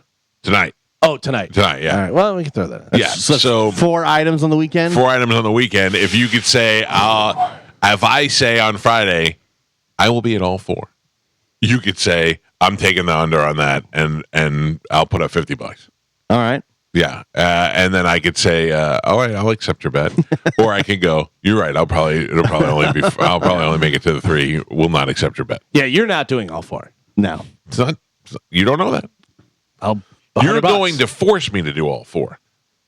Like I'm going to have That's to the do it all thing. That's 4 the now thing. because I Yeah. got, Is if money's on the line. Although it's $100. I'm not waking up for that's what I'm $100. saying, yeah. Depending on how much money is. Right. And let us know how UFC goes. No, I think to do it fairly, we'd have to do like a secret ballot. Right. And you'd write down what's going to happen, and then Monday you reveal it, and if you match up, You know, because otherwise you'd be motivated. What if everybody's got the same thing? If they all said 3 out of the 4? Yeah, well, then everybody's right. We're all winners. Yeah, but that's the thing. Nobody's getting. But if you did beforehand, you'd be motivated to do these things. Yeah, I don't know whether you have to pay everyone. It's just Yeah. All right. Well, I mean, I like the assessment. I'm going to be honest with you. Friday night, I'll definitely be at Winter Seltzer Land. Saturday, I'll definitely be at the Harley Davidson dealership. 2 events you're getting paid for. Go ahead. Saturday night, I don't know that I am not getting paid for. Out. Go ahead. I mean, I might be too tired to go to UFC. Not required to be there. Out. Okay, go ahead. And then Sunday is TSO. Out. Why out? Well, they do a lot for the charity. They do. But in years past, there's been other people who have been a Mike Calta Show representation. Thank you, Mike Olivero. Voluntold. I got a bus. I'll go up there. It's Sunday. There's football. A lot of stuff's going on. You're trying to recharge for a big week ahead. I forgot about football. A lot of football. Who are we playing? Chargers. Yeah, there, right? Yeah, it's not a home game. Yeah, it's going to be a tough game. Yeah. Well, interesting. Well, I mean, start thinking about it now, and you can make your decisions on Friday. What do we have in news today, Galvin? Today's top story, Sean Carter, a.k.a. Jay-Z, is accused in a lawsuit Sunday of raping a 13-year-old girl in 2000, allegedly, along with Sean Diddy Combs. The anonymous... Oh, you all right? Excuse me. What's your first thought on that? Like, my first thought is there's no way that's possible. There's no way that the guy... That was not my first thought. Yeah, exactly. Mine either. Now, and that's what I'm saying. Like, I'm like, no way that the guy who's married to Beyonce is raping 13-year-olds with P. Diddy. But then I have no idea. Yeah. I have no idea what these weirdos are doing anymore. But also, think about this. Beyonce put out an album about him cheating. Like, total. Oh, yeah. You know what I mean? Like, it's not like that crazy off. Like, he obviously had other relations and he had ties with Diddy. And there's plenty of people that go, listen, for our business, for us in our lives making money and for our profile, it's better for us to be together. The Clintons, Beyonce and Jay-Z. Yeah. Like, there's a lot of people that go, listen, it behooves us to stay together. I hate you. It's good I for the hate brand. your face. Exactly. But if we both want to be billionaires again, you know what I mean? Like, we stay together. Did Jay-Z cheat on Beyonce, or did she write an album from the perspective of somebody who was cheated on? I think she cheated. Yeah. He cheated. And remember, there was the rumor that he got his mistress pregnant, and then later to come find out, she ended up dying. Oh, yeah. Dying? Yeah. Dying, yeah, Murder. unexpectedly. Didn't that? Very young. Was she swimming with the Obamas No, she butler or chef? Yeah, whatever. yeah, By the no, way, she. At the have you seen the picture of the assassin in New York and he pulls the mask and it's Hillary Clinton? Yeah. What But were the you going to say, Carmen? I was gonna say no. The lady had she was in her 30s or 40s or something like that, like late 30s, I think. But she had some unexpected medical thing, like a heart attack or something that's very rare for her age. And everyone was like, it's very suspicious the way 99 that problems. the way that she died. And it was basically she came forward, said she was pregnant. They said get rid of it because it would have ruined both of their careers. Basically, Was this Becky with the good hair? maybe.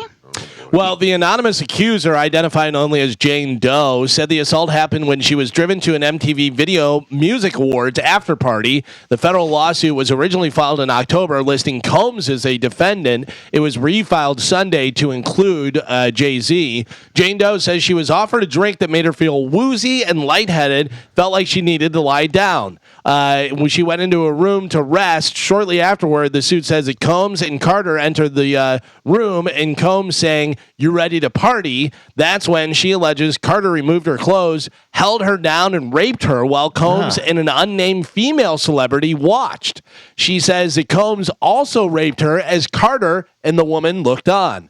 The suit says that she was able to resist being forced to perform oral sex on Combs by hitting him in the neck. That stopped him after the alleged... There's too many details. Yeah, There's after too many the details alleged for this not to happen. assault, the suit says she grabbed her clothes and left. She made her way to a gas station where she called her father, it says. The accuser is seeking unspecified damages. The lawsuit is filed under New York's Victims of Gender-Motivated Violence Protection Act. Jay-Z denies the allegations.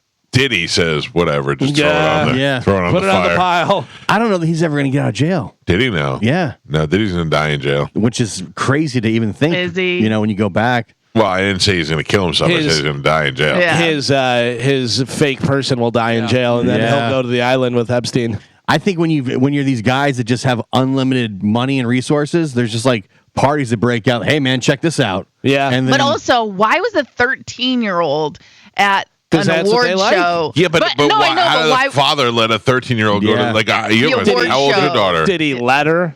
You know what I mean? Like, how many 13-year-olds do you think in New York are out partying doing stuff that their parents don't know about? and maybe she's an artist. Maybe she was a singer or Could something. be, yeah. You know? Yeah. Also, Yeah. could be 13 going on 25. Yeah. You know what I mean? Like, yeah, you don't know. And it's not like the father said, all right, well, I'll drop you off here. And I pick know, you know what I mean? yeah. She went out going over to Susie's house wearing overalls and a big sweatshirt and then took it off and woo, you know. Or she's in the, or like Gio said, she's in the industry. Yeah. She's one of those ones that lives at Diddy's house to get, all Right. type Making of the band and training stuff. and stuff, Yeah. right? And then all of a sudden it's, I'm knocked out and I can't move, and Yeah.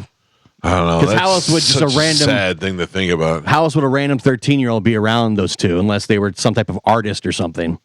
Yeah. Yeah. I mean, who knows? You never know. For all we know, they were driving down the street in a limo and they were like, hey, and she's like, oh my God, Jay-Z and P. Diddy. Yeah. You want to come to a party? Sure. Not that that's likely, but, I got to tell you, you know I what? just pictured me walking down New York Lane when I was 13, and Jay-Z pulled, like, do you remember Breakin', the movie Breakin'? Yeah. With I don't know, those two guys. They would. Do you know that movie? No. Breakin' was about breakdancers when the breaking was cool. Oh, yeah. The guy Shabadoo, who was the one who taught John Heffron how to dance, he drove by my neighborhood in a car, and my brother and I both recognized him, and we were like, "Oh!" And he was like, "What's up?" And we went, "Oh my God!" If he would have pulled over and was like, "You guys want to go to a party?" We would have went, "Yeah, we do." Yeah. And all of a sudden, we got big black wieners coming at us. We would have been like, "Wait a second, I didn't like this party. I don't want to be at this party You anymore." want to learn how to do the worm? Yeah, no. Can I tell you that is a scary thing? So it happens in that Madness show that you talked about, and then her not being able to move. If somebody injects you with something, Oh yeah, and you can't. Oh, like Dexter. How they do it on Dexter all the time? Dexter. and then you can feel everything, but you can't do Move. anything. But also Dexter, you wake up and you're tied down, and Yeah. you're like, "What is going on?" Yeah. You You look know? around, you see all the plastic. Yeah. In Taken, that's how they do it too to the girls when they have them human trafficking. Right. Yeah. They keep them all Dope 'em up. drugged up. Unbelievable. That'd be so. I don't scary. really know what else. Like, I don't even know how to protect my daughter against that stuff anymore. Like, except for to never let her out of my sight. Just know where she's at. Yeah, know where she's at, and have her grow up where she's aware of situations. That's the biggest thing, is being aware of your surroundings and what's going on. And if you feel like something bad's going to happen, get out of there, because Yeah. your gut is almost never wrong. Well, I saw a thing, and it was like from an ER doctor or an ER nurse, and she was like, things I will never let my kids do, and it was a list of them. And one of them was she will never let her kids go to a sleepover or stay the night. Like, she can go to the sleepover, but she's picking her up, and if she wants to go back in the morning for breakfast, for all that stuff, she'll take her back, type of thing. Because there was a girl, the dad offered all the girls smoothies, and one of them did not drink it, and he gave them sleeping medicine. But he didn't do anything. He just wanted them to go to bed. Yeah. So, but the one girl who didn't drink it was like, everyone was passed out, ended up calling her mom, and then that's how they found out. And But again, also, Carmen, and I'm sure you probably knew someone with this situation, whatever, an older brother or the brother's friend or Yep. whoever, you're over there, you're 12 or 13 years old, and here's these 17, 18-year-olds or something, whatever, and they're creeping around. Like, that's terrible. right. And as a kid, but like as a girl, you're thinking like, oh, an older guy is into me. That's cool. Yeah, yeah. You don't see it for what it is. Now that I'm older and I look back on my childhood, there were a lot of creeps around me. Oh, I'm sure. A lot. I'm I sure. was 14, 15, and there was 20, 21-year-olds like trying to date me, take me out and stuff. And but to me, it was like, I was. Oh, you're so cool. hot. Yeah. No, but I was a kid. So I just thought like, oh yeah, an older guy is into me. Like, that's what I thought. I didn't think anything of it. And now looking back, I'm like, ew, what a creep. Carmen, I'm joking with you being hot, but my question is also. Wait a minute. You know what I mean. Jesus Christ. Damn right. You know what? I'm dyeing my hair back. All right. Can I tell you what I think a lot of those 21-year-olds hitting on 16-year-olds and 15-year-olds is that you are into them because they're older guys and they're paying you some attention. And those guys are usually guys that have been rejected before, that never got any, like they're getting the same thing from you that you're getting from them. Do you follow what I'm saying? Yeah, I do. But no, these were you think more predatory guys? These were popular guys in high school. And then when they graduated, they were losers and they didn't move out of our town. Well, that's what I'm saying. Or they went to college and they were no longer the big man on campus. Right. So now their egos have been deflated. Their reality sets in. Now they got a young girl that they think that they can, that's more manipulate. Yes, and that's take more their advantage speed. of. There was a guy that used to come to all the different parties that I would go to, and his name was Mark, and I remember clear as day. This guy used to come, and we were like 16, 17, whatever, and he was obviously at least 21 because he would buy the alcohol. Right. And he would come to the parties, and my friends would be like, oh, Mark's cool, this and that, and I go, no, Mark's not. I go, Mark is a nerd. Yeah. He's little, he's fat, he's hanging around with people that are 5 years younger than him. Right. I go, he's weird. Yeah. And they didn't really get it. And like, not that I'm so super smart guy, but I hung around with my brothers, and they were all older, and my brother's friends, and they didn't want to be around me. You know what I mean? I was the little brother. I was a younger kid where they're like, get out of here. But that guy wanted to be in that because he felt cool, because they were like, oh, Mark's cool. He gets us alcohol, this, that. And I'm like, no, he's not cool. Yeah. He's a weirdo. You know what was cool? Bamboo. Bamboo was a Vietnam vet that hung out in our area. That used to let us party up at his place. And he used to buy beer for us, but he never hung out with us. Yeah. He's like, you guys could use the shack, but I'm out. I'm going to do whatever I'm doing at the bar. And Bamboo hooked us up, but he never hung around. Yeah, Bamboo was cool. That's cool. But it's the people that want to hang out or want you to hang over. There was a group of guys, and oh my God, it's so cringy now thinking back on it.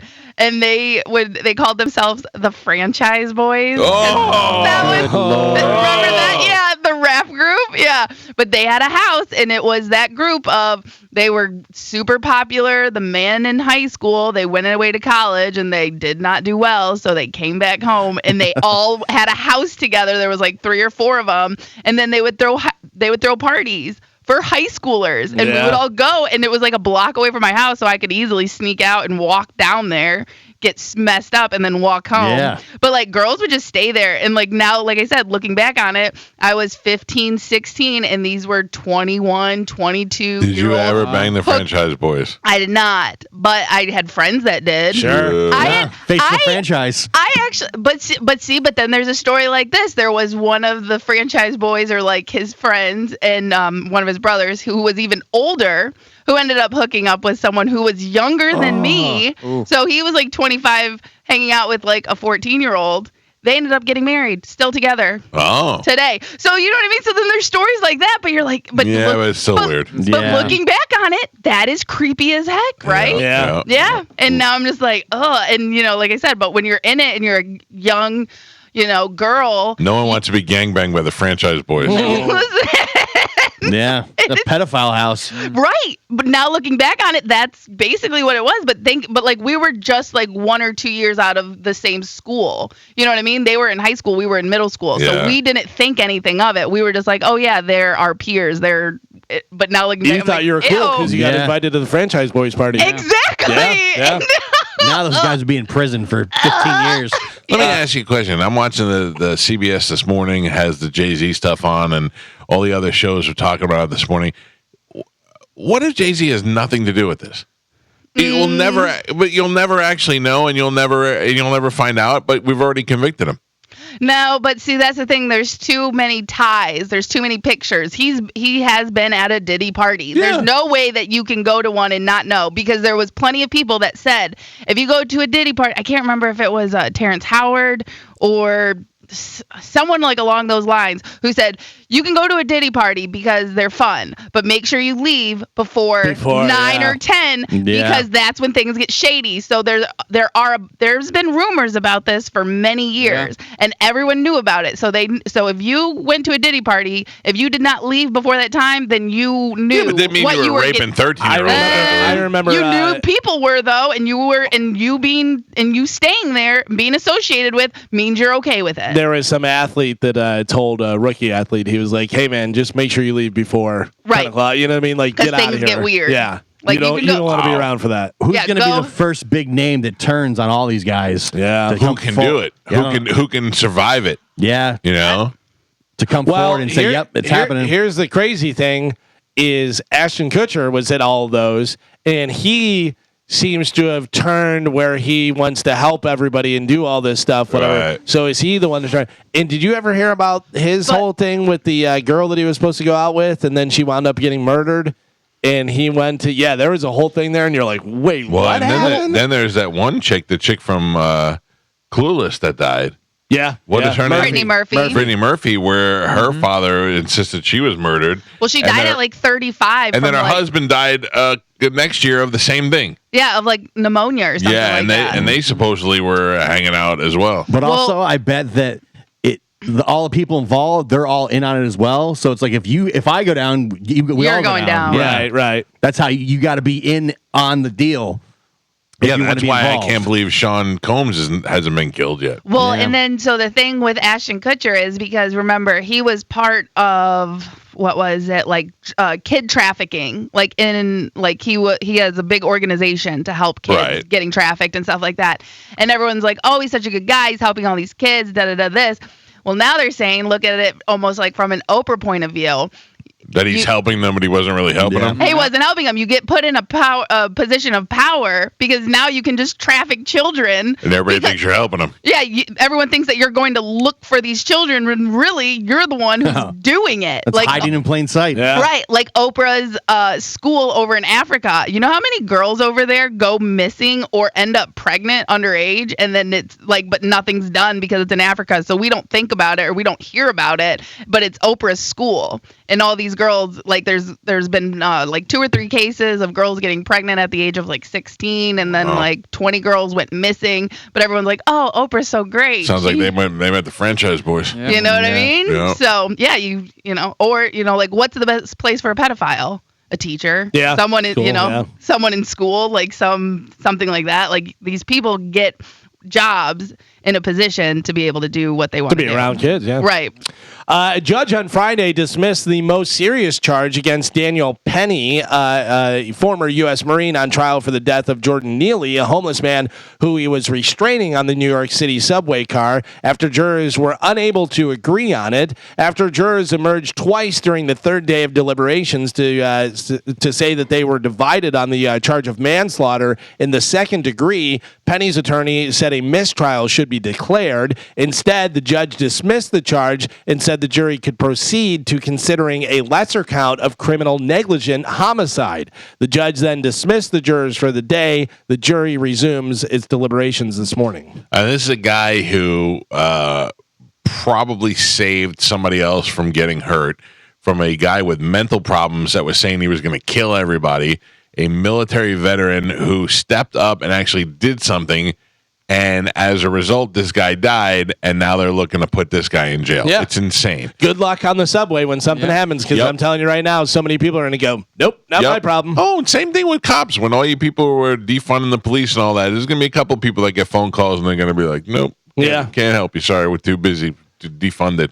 Can you imagine a situation like that happen, and some old lady that reminds you of your grandmother is getting beat up by some psychopath who says he's going to kill everyone and stuff, and you just go, I can't do anything because I don't want to go to jail. Galvin, I can't imagine doing that. I can't imagine being on a subway of course with you're not my going family. to, but I'm saying like that. Right. Yeah. That's but what I is put leading myself us in to. having been on the subway before, I put myself in that position. It is very easy to ignore a person who is yelling or singing. You'd be surprised how many times, like the first time I went on the subway that I can remember as a kid, my mother said, "Don't look at anybody in the eye." Why would I not? Then you get on there and you see a couple of weirdos, and you see people yell at other people for no reason.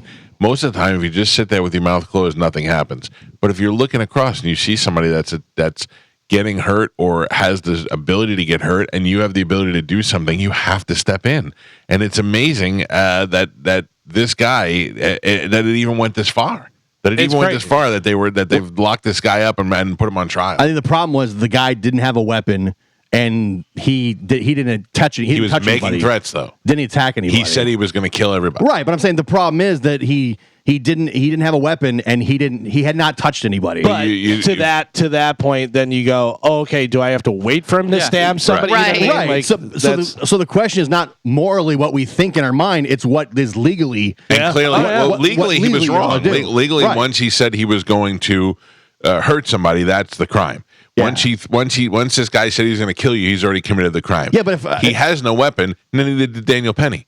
Neither one of them had weapons. Right. They both had the same weapons. But also now you have to know what the thought crimes are. You know what I mean? Like you have to go, well, he said that, so let me check okay, section 302. If he says that, then he already stabbed 9 people. you know? Yeah, but so if somebody issues a death threat, then you can automatically kill them? Like if I walk in a room and say, I'm going to kill you, you can just shoot me? Can I don't know. What is the law? Just attack me? If you feel like if you can prove that your life was in danger. Right. What if you said, I'm going to kill you, and then you pull out a gun?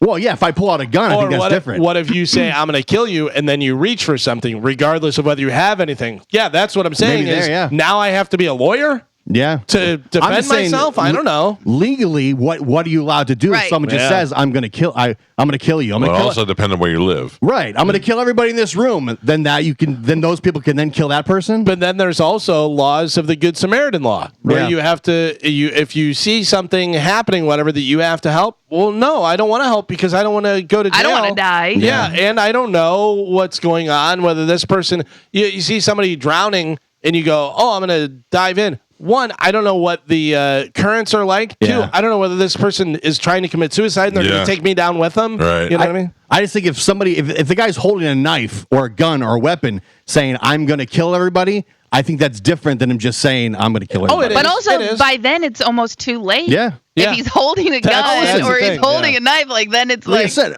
morally we probably think it's the idea, but is it legally is the thing to do? And that's probably why people are held up on it. And that's why people are going to get stabbed and killed, is because people are going to go, I'm not sure about, too late. He already stabbed 4 people. We think this guy did the right thing, but legally, the homeless guy didn't attack anybody, but he didn't have a weapon, and he was just yelling that he's going to kill somebody. He did break the law by saying he was going to kill everybody. So he was issuing a threat. It's against the law to say I'm going to kill you. It is, and especially in this state. If I threaten you with harm, I can go to jail for that. That's an assault. So nobody's ever said to you that I'm going to kill Mike Calta, and they've gone to jail. Yeah, I've been physically jumped on by people before that didn't go to jail. Verbally though. Right? Yes. Yeah. Yeah. It happens all the time. And those people have been arrested. If that person is running up and down dude, I've almost been arrested for telling somebody I was going to punch him in the face and do I just wonder if legally then if that person then dies. What can you do? Yes, if someone says they are going to kill you, it can be considered against the law, and it constitutes a true threat, which is a serious criminal offense depending on the circumstances and jurisdiction. Yeah. Even if the threat is not explicitly stated, the intent and context of the statement are crucial factors in determining if it's legal. So there's so many factors, gray area in there, but depending on where you are. Now put yourself on a subway with your family or whoever you're with. It's a closed space. And and this guy is yelling at the top of his lungs, probably flailing his arms around and acting like he is a threat. Right. So, and he says, I'm going to kill you, and he gets awfully close to you. That's when you turn around and you wrap him up and you go, no, you're not. And you kill him. Well, I don't think that was the intention. We're right. But that's the thing. Yeah, but you know what I mean? Where's the gray area where you can say things and then you're then in the clear. I think you ask everybody on that subway car who was right and who was wrong. Again, but I was saying, morally we can think it's right, but the question is legally, are you allowed to do that? Yeah, everybody on the train could be like, you know what, that was a great thing. That guy was probably going to hurt us all. Yeah. But probably is not, You know what I mean? So would it be better off if they would have waited for him to just hurt some old lady or somebody? He may have, he may not have. And also, Like, but also, you don't know. But Gio, that's also what you're saying is there's that gray area. When there's a gray area, it is up to interpretation of the people in the area and whose lives are being threatened. So but that's also why he's on trial. Right. Exactly. But That's why I'm saying, he's charged. But if everyone on the train went to the trial, right, and then they got on the stand and they said, my life felt threatened and I'm happy he stepped in, I bet the charges would be dropped. You know what I mean? And that's why it's going to trial. I'm assuming this argument we're having right here is why the jury can't decide on whether or not he should, or why this is being dismissed. Because they know that what he did was right, but also somebody lost their life. So it can't be easy for them to go, no, you're fine. What's morally right and what are you legally allowed to do when you think somebody may be threatening you? By the way, do you know that John Rocker is back on Twitter? Oh, remember John Rocker, the Atlanta Braves pitcher? I saw him. He said he still stands by all the things he said about New York. And he is now embracing being a complete racist and crazy and stuff. I think he's like, figures he'll be able to turn that into something. He put up a thing. Of course, I followed him because I wanted to see what the lunatic would say. He put up a thing the other day that said George Floyd was murdered. And who knows what he would have been? And then I had George Floyd as an astronaut and as a lawyer, and I was like, he's just out of his mind. What a lunatic! Baker Mayfield threw for 295 yards and 3 touchdowns, helping the Tampa Bay Buccaneers beat the Las Vegas Raiders 28-13 and take over sole possession of first place in the NFC South on Sunday. Huge. I don't know how we let ourselves get beat by the crappy Atlanta Falcons.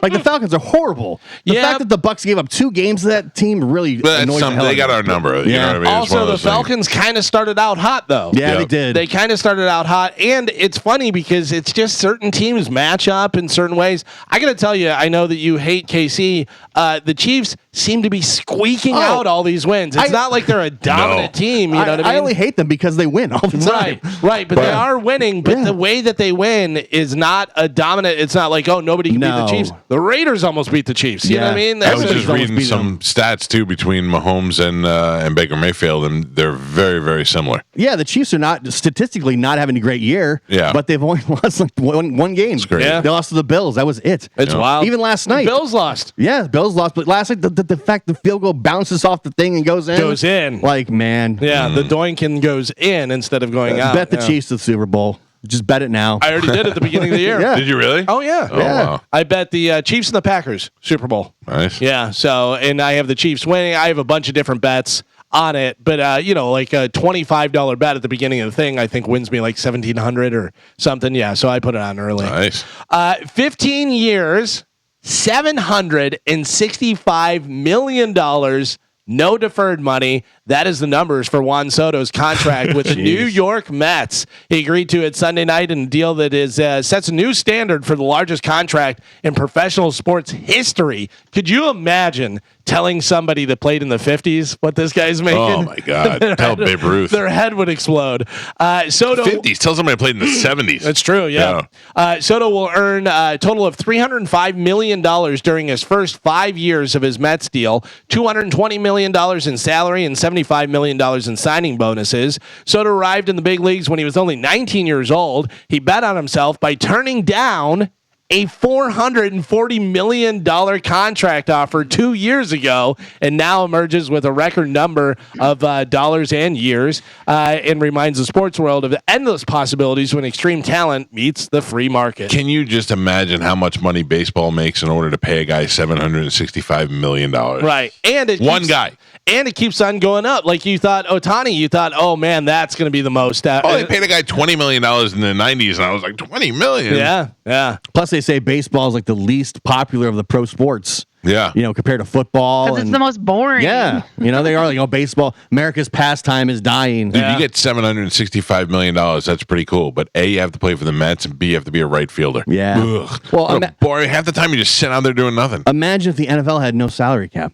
It'd be insane. It'd be like baseball. Yeah. But also, you think about it, like you're a right fielder. When does the ball come to you? Every so often, whatever. You're just standing out there. Nobody's hitting you.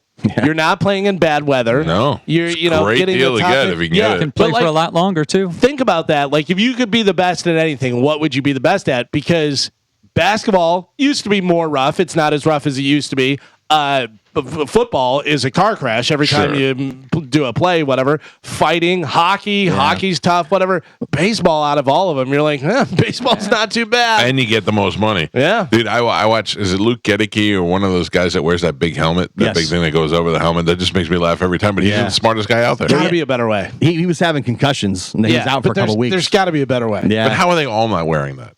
It's preference, I know, but I know you look silly, but I think eventually they'll try and work that into the helmet somehow, and they'll have it. Yeah, they're figuring it out and stuff, but just putting that tarp over it is just so weird looking stuff. But think about whenever hockey, they didn't have to wear a helmet. Oh, I know. They didn't have to wear a helmet. And when they implemented the helmet thing, a lot of them opted out. They're like, nah, I don't want to wear a helmet. There's still guys out on motorcycles that don't wear helmets. Yeah. Well, did they, the shields the hockey guys wear, didn't they? First, those were you had to wear them, and then you didn't have to wear them. No, you did. When they first came out with the helmet thing, that was an option to wear it, and a lot of the guys didn't wear. A lot of the old school guys from the 70s and early 80s didn't wear it. Dude, I saw a guy in the Lightning game the other day playing against the Lightning, got a puck right in the mouth. Oh, really? Right in the mouth. I mean, it was just think about that. Frozen pick puck. up a puck. Yeah. Just pick up one now and just how tap it heavy against it your lip. is. How heavy it is. Frozen and off somebody's stick. Up into your right up into your mouth, 100 miles an hour. You know what the guy did? Went over and got a towel and like wiped his face and went back out. Hockey players are the craziest, toughest sons of bitches in sports. They're tough dudes. For They'll break a leg, go out into the room, come back, and they're ready to play. Yeah, it's crazy. I don't know. I was totally going to say something. I can't remember what I was going to say.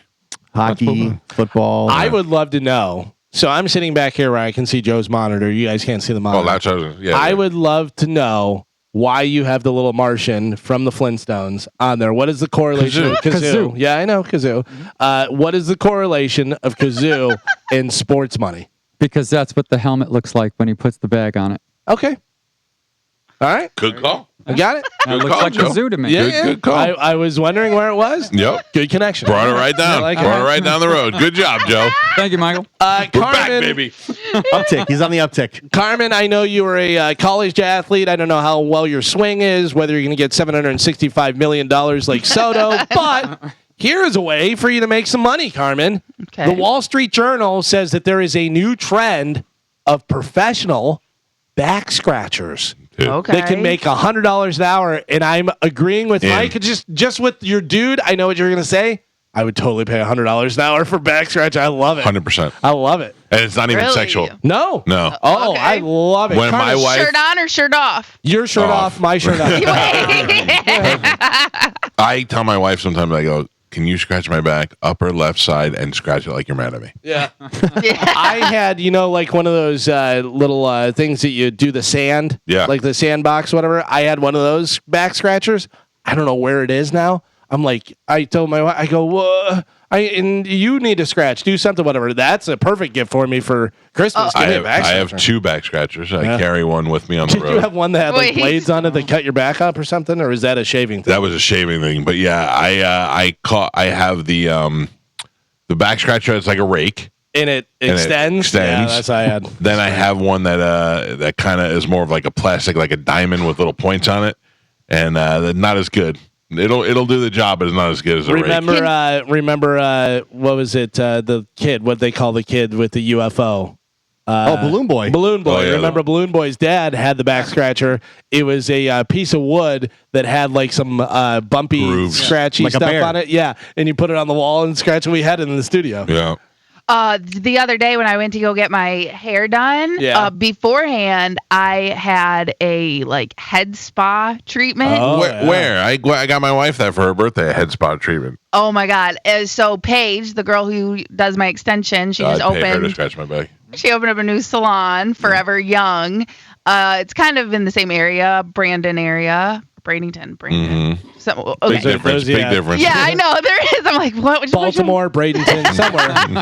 Over that way, But so it's basically, it literally was like 45 minutes of just this girl giving me a head massage. She used like 6 different massagers, and I fell asleep about 7 times. Sure. Just nodding off. It was fantastic. And I have to tell you, Mike, great gift for your wife. If any husband out there is looking for something and you just don't want to get her a regular massage, that scalp massage is next level. So there's a place that opened off Limebaugh that is just a head massage place. Yep. And you stick your head in the thing and they shoot it with water and all that stuff. And I got her that for her birthday. Yeah, it's amazing. And some even, my girl Paige doesn't do this, but some will even do a scalp test, and it will let you know, if your scalp is dry or too oily pH or balance. this or that. Yeah, and it basically gives you it diagnoses you with what products to use and stuff Bottom like that. line, what can we pay Paige to do? That's what I'd like to know. Listen, Paige, she will give you a head massage. She will, touch up your roots. She can give you extensions. What do you need done? If she's scratching the bag, I'll just have her just scratch my chest for Oh, half yeah. hour. And Paige has those really long Yeah, she nails. does. And when she does my head, oh my God. But you know what? I'm in now. I just want to watch her scratch your head. That's fine. I'll That's let a you whole do. new thing. Okay, I'm in. That's my version of a P. Diddy party. Yeah. Yep. Just Hey, can I you pay can you sit to in the scratch corner. her head? Yeah. I don't have to touch anybody. I just want to pay you to scratch Carmen's head, and I'll watch it from over here. Touch up my root. Speaking of creepy stuff, the person who runs McDonald's social media accounts was not amused by this. Someone asked, how does Grimace breed? Someone else added, this needs to be studied, and McDonald's responded, does it? We don't need to talk about Grimace.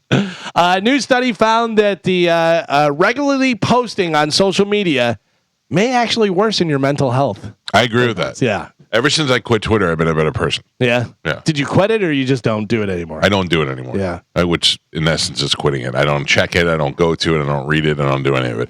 Every once a month or something, I'll be taking a poop and I'll go, oh, Twitter. Let me look at that. And I'll look at it and go, this is why I hate Twitter. I tweeted the other day because it was something that I was like, well, this isn't really Instagram. This is something for Twitter. And that was really the only thing. You know what I mean? did that, but I turned it into an Instagram post. I don't know if you saw it. I was driving my wife insane by singing Dean Martin's Silver Bells. Yeah. Silver bells, Silver bells, silver bells, silver bells. and then changing the words to "It's Christmas time in my titty." Oh. Yeah. Whoa. Yeah, and I could not stop singing that. She's like, just let it go, and I go, I can't. The fact that it's bugging you makes me want to do it anyway, just a little bit more. Yeah, I get it. I know it's rough. It's rough to be married. After 42 years, Iron Maiden drummer Nico McBrain is retiring. Nico? Yeah. Oh, all these years I thought it was Nico. I think either way. Oh, yeah. okay. I heard Nico. So he's retiring from the road and will conclude his stint. Well, he concluded, the other night in Brazil. The 72-year-old McBrain had a stroke back in January of 2023, which he admitted he's about 70% recovered and paralyzed from his shoulder down on the right side. Still playing drums. Is McBrain his real name, or is that okay? Yeah. As far as I know, Iron Maiden was formed in 1975 by bassist Steve Harris, with McBrain joining in 1982. Simon Dawson, who plays with Steve Harris's side project, British Lion, has been named McBrain's replacement. There you go. Yeah. Iron Maiden will go on. Will continue, yeah. I mean, 4 shows a year that they play. You're 72. Maybe it's not a bad idea. You're 72, you had a stroke, maybe retire. How do I know that's 72? My dad's 75. Can you just imagine my dad playing drums? Is hilarious to me. Joe? Yes. That's What? true. You're not Joe's pretty 70? close. Hey. Medicine Man? Pretty close. I thought you were in your 70s. No. You sure? Yeah. Thank you. I know we're giving away tickets to Styx and Loverboy. Styx loves Florida, man. They'll be back. Styx will actually tour next summer, and going out with them is going to be REO Speedwagon singer Kevin Cronin Okay. and ex-Eagles guitarist Don Felder. Why is it that REO Speedwagon doesn't go and just Cronin? REO Speedwagon does, but then I think maybe he just does like Vince Neil used to do with Motley Crue. He'd be out, and then they'd be like, "Oh, we're going to take a little time off," and he's like, "I still want to tour." Okay, I get it. Yeah, so the second show of the tour will be here in Florida, May 31st at the amphitheater. So that'll be Styx along with Kevin Cronin and Don Felder. So if you miss him, What does Felder sing? in the Eagles? What are his songs? I don't really think he sang lead on stuff. Yeah, so who goes to see that? But he can still sing, and he may have a singer that goes out with him as well. Yeah. But he, plays guitar Not and as does rough. the stuff, whatever, and probably does some covers. And it's Don Felder. All right. You're like, oh yeah, that guy was in. He was in the Eagles one. Yeah. Glenn Fry hated him. Phil Robertson from Duck Dynasty is battling Alzheimer and a blood disease. His son says his conditions are incurable and that they're just trying to make him comfortable. He is 78 years old. Phil's the dad, I assume. Not the old man. The old man. Willie is the guy, is the kid. Huh. I don't know. I don't care. I can't believe we made them famous. Is Phil the one that was Yes, saying a that's- bunch of stuff that wasn't all politically correct? Yeah. He's the old man with He's the old, yeah. big white beard and the headband. So all of them. Yeah, Is the way you basically. described. Basically, It kind of fell off, but Duck Dynasty was so huge Oh, for it a was minute, man. huge. Yeah, I remember Tony used to go, we were doing afternoon, and Tony's like, you should talk more about this show. And I go, why? And he goes, it's the biggest. I go, I don't care. Yeah. I can't lower this show to that level. Yeah. I remember seeing all the Duck Dynasty stuff in Walmart, and I go, wow. Yeah. The merchandise was off the chain. Once you get in Walmart, you're huge. You know what I mean? Like But it's also over for you. True, Yeah. true. Because Your 15 minutes hit 14.5 when you're in Walmart. Affliction went to Walmart, and then it was done. But then you like American Chopper, Yeah. and what was Jesse James thing that he Some had? garage. Oh, yeah. Whatever it was, like Gas Monkey Garage, they're in there, all the different stuff, whatever. Once it makes a Walmart, you're huge, but you're probably done because it's so. You made a bunch of money, but you sold out. Yeah, That's it. The Cop. Remember, we were talking about the Cop from the Village People. I saying do. That's not a gay anthem. YMCA is not a gay anthem. Young man is the first word. Not according to the construction worker. Oh, we got yeah. The debate. guy who really knows. They're feuding with each other. The cop and the construction worker from the Village People are feuding, all because the cop claims that YMCA is not a gay anthem. When the construction worker disagreed, the cop threatened to crush him. Oh, yeah. no. So they really had no names. It's just you're the construction worker. Yeah, and for all we know, I don't even know whether there was that the original construction worker. I don't know. I don't know. I wonder if it's the same guy who brought us hits like Macho Man. In the Navy. That's what I think all the time. You can sail the seven seas. Yeah. This is gay. Sometimes. Let's just be honest. I love it. Nobody told the cop. The cop was the only one that wasn't gay. He's like, wait a second. What do you mean? Jacques Morali That's the cop. is the that he wrote that and produced the record. Like, nobody tells Steve these songs are gay. Just let him keep being the band. We have a song about the Navy and a song about being a tough guy and then a Siemens, song about where yeah. to go if you're feeling down. I gotta tell you, these kids really like this song. Mostly the boys seem like they're getting into it. Let me look real quick. What are the Village People hits? Is YMCA, Macho Man, Can't Stop the Music? I don't think I know that one.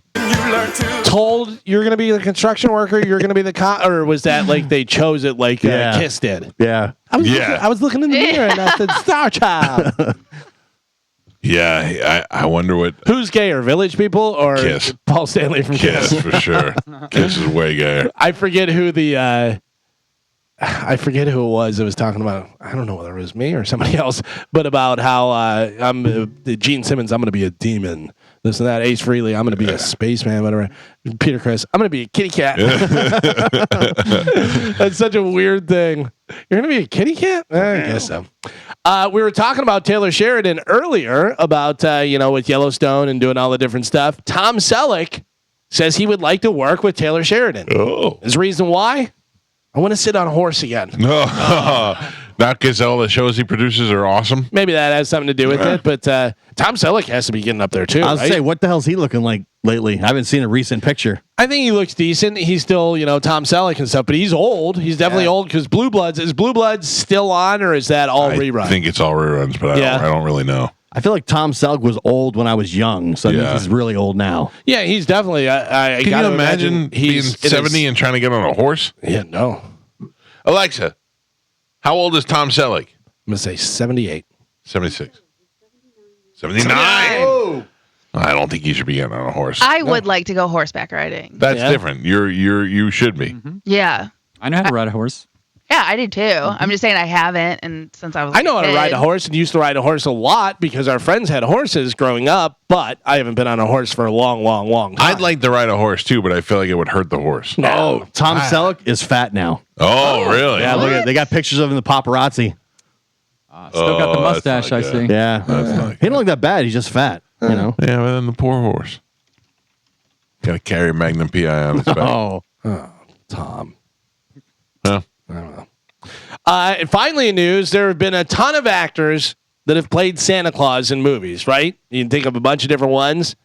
Who played him the best? Who was the best Santa Claus in all of the Santa Claus different movies where they had the Santa Claus? I know who my favorite is, but I don't know if he was the best. Who is your favorite? I have the list Ed here. Asner was great. Ed Asner from Elf comes in at number 3. Okay. Number 3. I know I think the worst is Tim Allen. Tim Allen, you say is the worst. That is the worst. Number 1. Yeah. really? Number 1 on their list. Yeah, the Santa Claus, 1994. You know my favorite Santa Claus is the Travolta commercial where he's walking down the street with the suit, Yeah, that's weird. winking at the girls. It's so funny because there is a fine line between that being, oh, poor John Travolta, and, oh, look at John Travolta. John Travolta, You know what I that's mean? pretty cool. And he pulls it off. Yeah. Because he is so cool. You're Yeah. just like, I like John Travolta. Yeah. Just be gay, be bald, do whatever you want to do. Yeah. We don't care. So who else do you have? Does like Billy Bob Thornton that wouldn't count because Yeah. he's not playing Santa? Billy Bob Thornton does count, even though they say it's kind of a cheat, whatever, but bad Yeah. Santa. And he does. I mean, he's dressed up as Santa. So he comes in at number 9. All right. Number 9. Is Paul Giamatti on there? Paul Giamatti from... He was in that movie with Elf, Fred Fred Claus. Claus with Fred Claus. Vince Vaughn. Yeah, which is yeah. A very funny movie. No. Great concept. He is, Yeah. he is not in there. He is not in there. What are the other Christmas movies? Some of the other ones is Ed Ivory from The Nightmare Before Christmas. Billy Bob Thornton comes in at number 9. Number 8 is Klaus with a K. J.K. Simmons. I don't remember seeing this. Oh, it was 2019. a scary movie. What about the guy who plays him in Miracle on 34th Street? Do they have that guy in there? Richard Attenborough. Yeah, Attenborough, yeah. Comes in at number 2. He Yep. comes in at number 2, right behind Tim Allen and right before Ed Asner. I would have thrown Artie Lang on the list. Or Elf. That's my favorite. What do you mean? I'm Santa Claus. Artie Lang, not in there. Not in there. Coming in at number 7 is David Harbour, Violent Night. Uh-huh. Did you watch that movie? No. Did anybody watch that No. movie? It was pretty dumb. And then you have Attenborough, Richard Attenborough from 1994, Miracle on 34th Street, but then from the original Miracle on 34th Street, which came out in 1947, is Edmund Gwynn. So there's 2 different ones. Oh, really? Yeah. Well, this one says 1994. Yeah. So the one we're talking Wait, about. 94 is Attenborough? Yeah, Attenborough. Oh, I didn't know so that. Edmund Okay. Gwynn is the one that we're That's the talking one about. I was thinking about. Right. Yeah. Now, he's not the Scarecrow. Is that the same guy? No, the Scarecrow was not that name. What was his name? I don't know, but it definitely wasn't the Scarecrow. Ray was Ray somebody the Scarecrow? I can't Scarecrow remember from that. Wizard of Oz was played by, who played him? Alexa, who played the Scarecrow from Wizard of Oz? Ray Bolger. Ray Bolger. Ray Bolger. He was a Scarecrow. Okay, thank you. All right. Alexa. There you go. You know what I don't like about my Siri? What's that? I don't want to say that. Hey, Siri. And it goes, mm-hmm. I hate that. Who are I hate you that. talking to? I hate that. Mm-hmm. Okay. You either answer me like an adult or you don't answer me at all. Yeah. Mm-hmm. I don't like that. I think that's their attempt to make it more human-like. Yeah, Right. but then Oh, say, yeah. then talk to me like the true slave and be like, yes, master, what can I do for you? Don't, mm-hmm. Uh-huh. Or just give me Dare a, you. what's up? What's up? Yeah. What's up, dude? What do you want? What's up? Or talk to me like Tom. Yeah, boss. What is the new one that they have where you can talk to? It's the Google phone or I it's talk to that in my car all the time. Gemini? Gemini. Yeah. Yeah. I don't know. I like it. I like it better. The voice is very human. You can change it, but it does interact with you. And I'll get in the car sometimes and I'll hit it and it'll go, yes. Or how can I help you? And I'll go, just wanted to see how you're doing today. And it'll go, I'm doing great. Thank you for asking. How's your day going? Like it'll get It's in the very conversation real. with you. Yeah. I have to tell you, when I'm done with this iPhone, I think I am gonna go to Samsung. Really? Yeah, it's just What a traitor. You're out of the chat. Yeah, you're out. That's fine. Okay. Ooh, okay. I You can't ask me to do stuff. We can't have green bubbles in the chat. Yeah. Yeah. Slow us Or down. your terribly pixelated video. Get out of here. Gross. It's You ever gonna have be- somebody send you and you're like, Yeah. what did you take this on? For some reason, if you have an Android, I think less of you as a person. Yeah, well, I think less of you without that, regardless. So, According to no, everyone, better. Yeah. right, but the thing is, like, actually, Android takes better pictures and better videos. It's just when you transfer it to an iPhone, Right. iPhones are so Yeah. inferior. Apple's trying to be a jerk. Yeah, well, yeah, exactly, and they're inferior, so they can't basically. My brother's never had an iPhone. He got one time, and he took it back after like 2 weeks. He's like, Yeah. I can't deal this. And then if you see like all the tech savvy people and stuff online, they do not have iPhones. Right. Oh, yeah. Yeah. So Plus, a lot of them are like, iPhone stealing all your information. Yeah. I mean, they're all stealing your information, but I have to say what really did it for me is I had to go to the Apple store. I had an iPad. It was like 3rd generation, and I had a MacBook, and I was like, hey, I cannot update them anymore because they're too old. And that's fine. I get it. You want me to buy something new.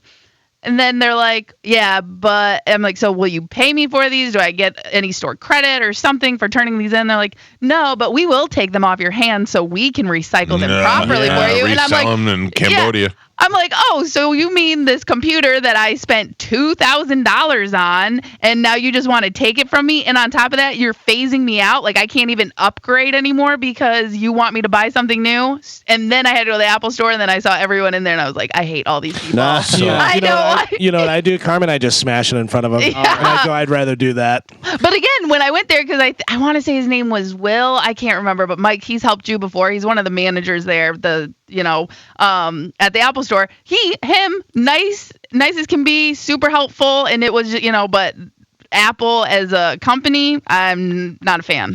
So I have my computer that I've had for 12 years, and I bought a new one for in here, and I moved that one in my office inside, and it just died one day.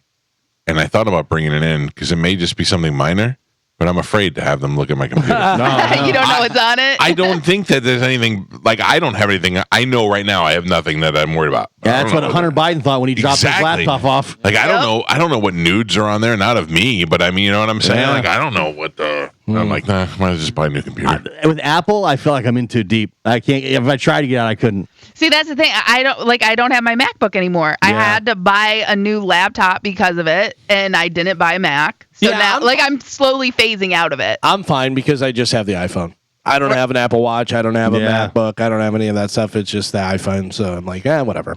To finish up this list, so Kurt Russell comes in at number 5. He did an Elvis song in that movie. The Which Christmas one? Chronicles. Yeah. 2018. Yeah, it was all right. And then number 4 is Tom Hanks from the Polar Express. Oh, I forgot about that. Yeah, so Ed Asner, number 3, Richard Attenborough, number 2, and number 1, they say best Santa Claus in a movie is Mike's worst, Tim Allen. Yeah. I don't like Tim Allen anywhere. Yeah? I don't like that Home Improvement show. I don't think he's a funny person. Oh, Home Improvement was funny. I don't think so. I don't like those kids. I don't like anything about it. Oh my god! That's You're my a hater. preference. I do. I hate Tim Allen. Yeah. I don't think he's funny. I feel like he's that other show that he did. Oh, Yeah. Jesus. not Last politically Man correct. Standing. Yeah, that got canceled and then brought back, and oof. The first Santa Claus movie's good. The sequels are not great. Yes. I don't know whether I saw Agreed. any of the other ones. They're The first very- one was good. Yeah. Very cheesy. But it was like that was my childhood. I remember going to the theater to see that. Yeah. Ugh. Well, there you go. That is it for news. Oh, I'm sorry. I was 5 and my dad took me to the Who movie. took you? The Franchise Boys? Oh yeah. I did not know them. That's going to make me laugh forever. Dude, yeah. All right. Our phone number is 800-771-1025. This person's been on hold forever. Mike Calta Show, good morning. Good morning, Mike. How you doing? Good. What's up, buddy? Hey, question real quick. As far as the YMCA song, the lead singer of the band, who is also the founding member, is the one who co-wrote the song. Yeah, we all have. But a question: if you hear something, Go ahead, Yeah. sir. if you're watching TV and they say something on TV that you know is wrong and could cause people harm, what would you do about that? Nothing. I don't know what you're talking about. Okay, on the news they said that you should inflate your tires to what it says on the side of the tire. Is that correct? What the hell's he talking Are you about? calling No, a it's different not show? correct. I don't know what you're asking me. I don't know why you're asking me about him. I don't know where this is going. Because they were talking about people who are getting the little lights on their car that says that the tire is low on air. And they said that if you want to know what the right Who pressure is is talking to put about in that? the tire, you need it. Fox 13. Okay, well, you should preface that, sir. I don't know what you're talking. So Fox 13 told you you should. sorry. Yeah, I mean, you think we're in your head. Fox 13 is telling you should inflate your tires to what till when your light goes on to the pressure that it says on your tire. Yes. Okay, and what is your information about that? My information is that anybody has a car, all they have to do is walk out to the car, open up the driver's side door, and look on the driver's side door. It says what pressure.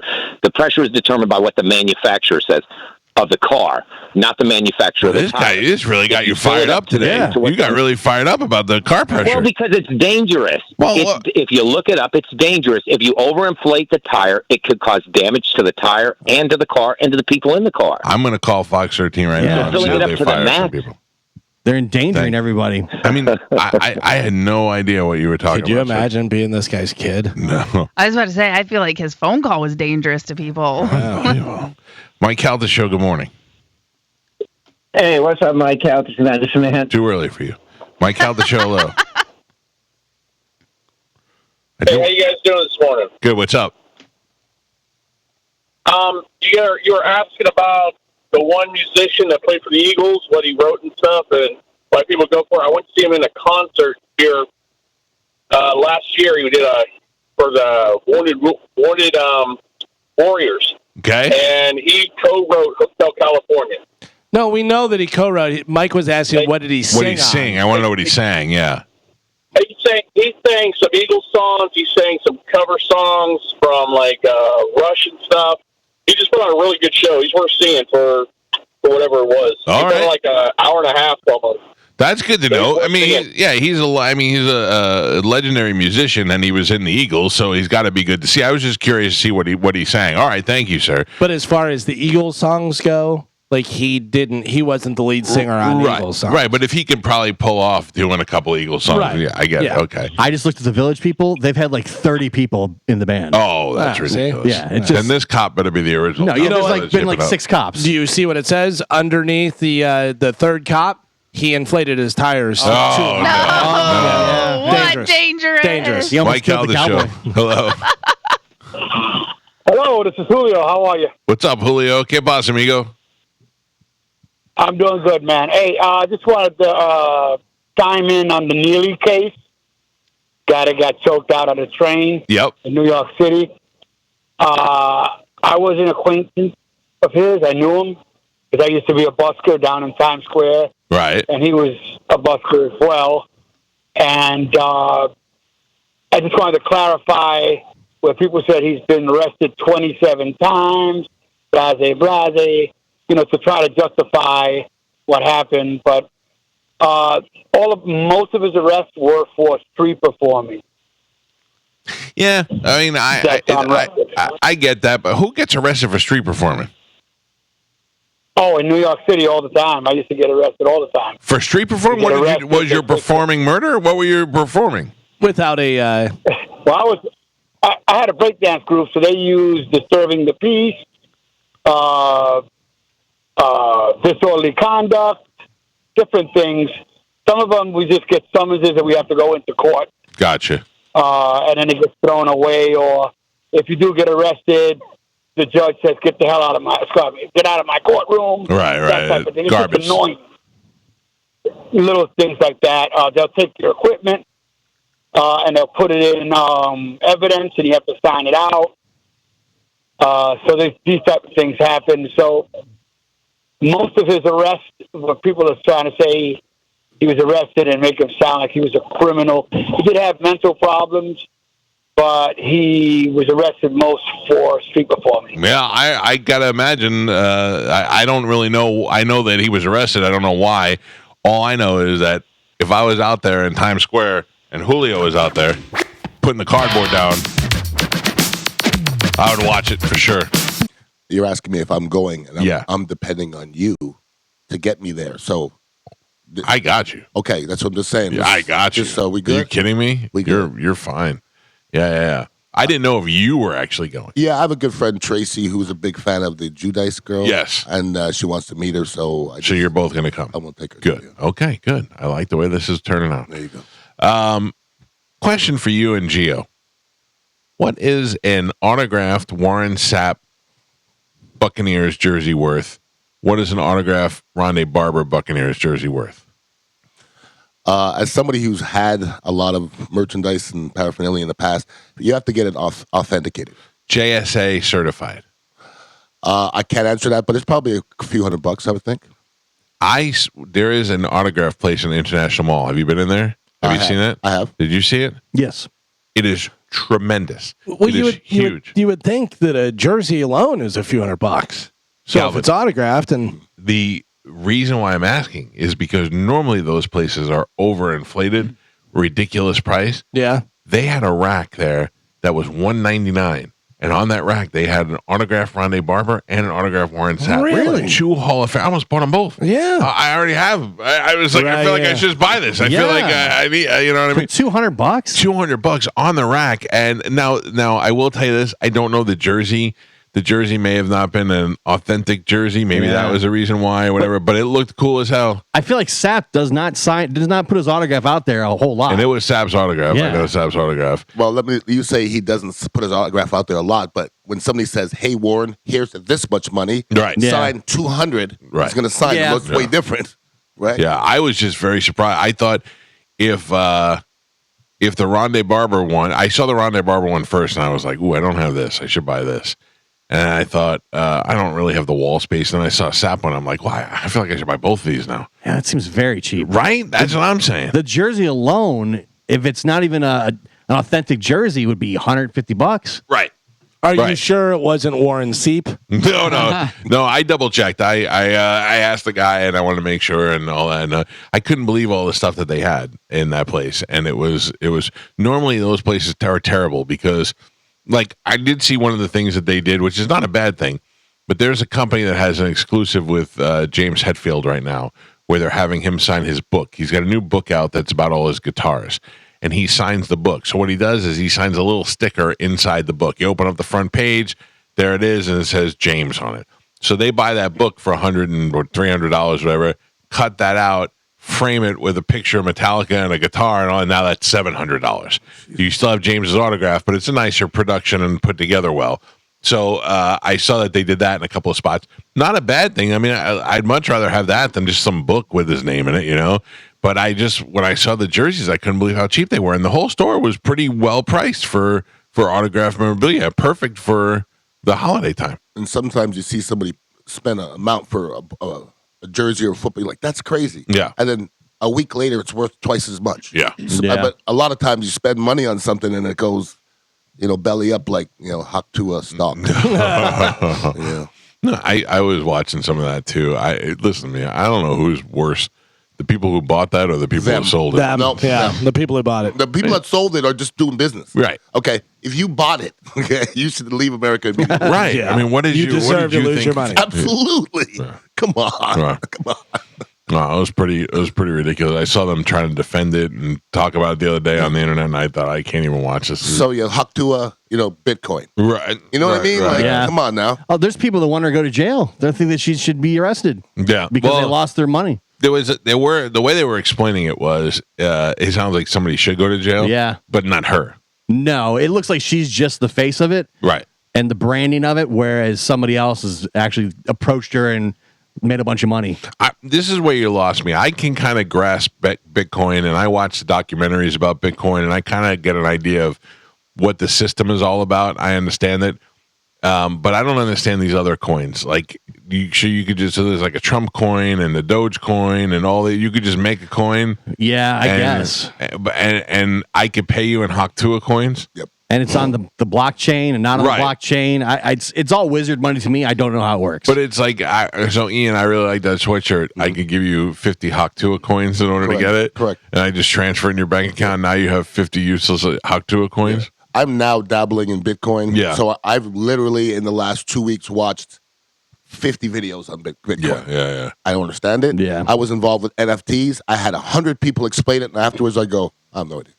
I have no idea. I didn't think like the good thing with the NFT is I thought, okay, I want to get on this early, like everything else. But I so you own it, but other people can use it. And what does it look like? I couldn't grasp what it meant. I didn't know. I think it's just pretty much buying into that product. So if you could do a Mike Calta Show NFT. Right. And I think that if the popularity of the show rises, I think that the levels of the money goes up. I think that's all it is. I think.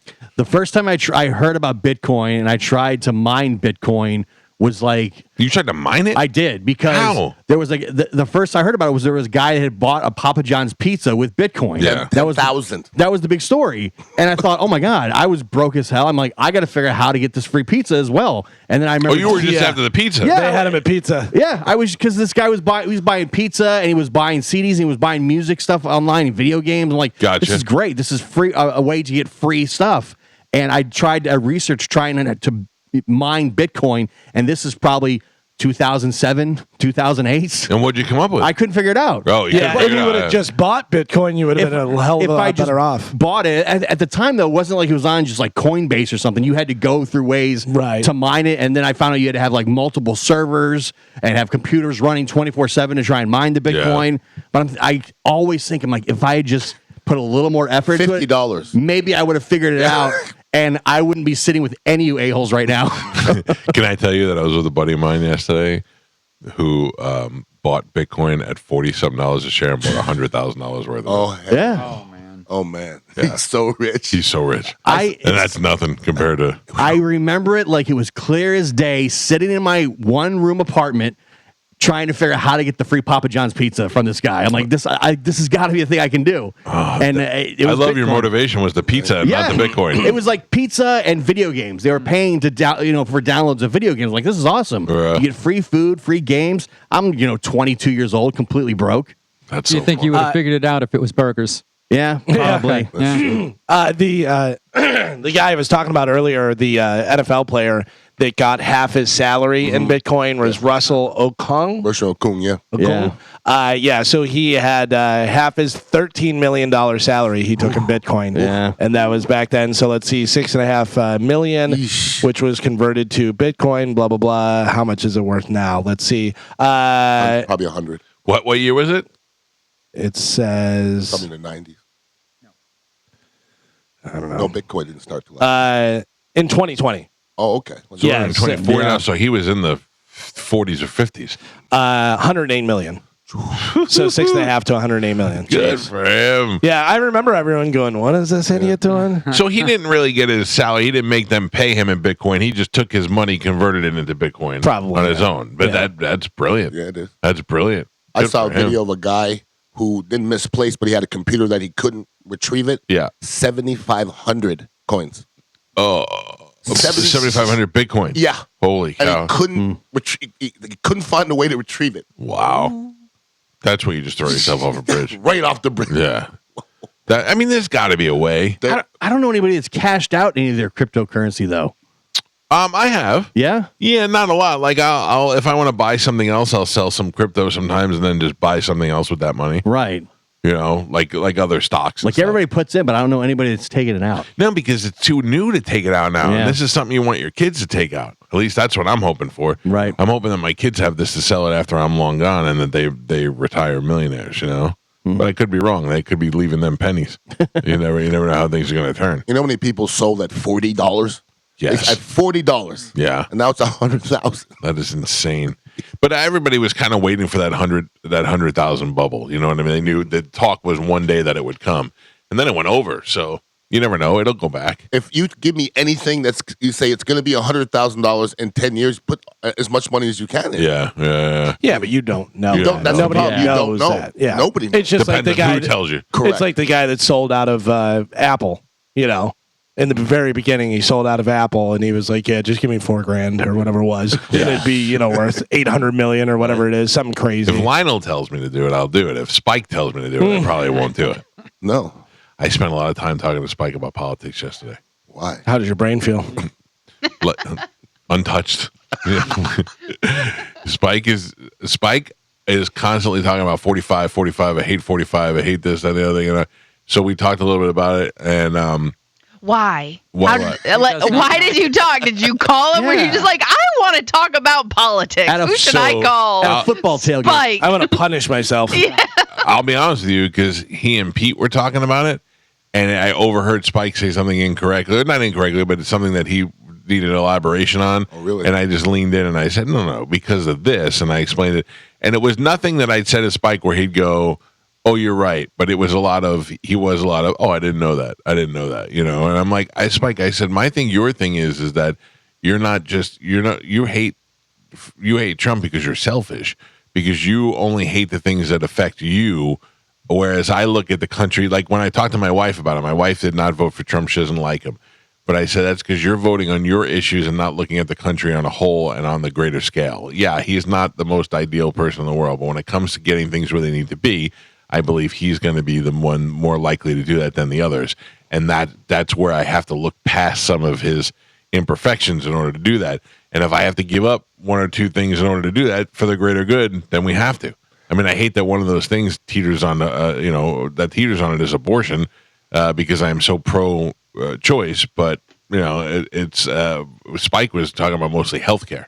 Yeah, and you said a lot of words to say he was uninformed. Okay, he's uninformed because if he didn't hear any of these things, how are you forming these? Yeah, I mean, I'm going to tell you, he's not ignorant. No. But he didn't couldn't understand, but he did it in the right way. He said, "Explain to me." He didn't say no. He said, "Explain to me that."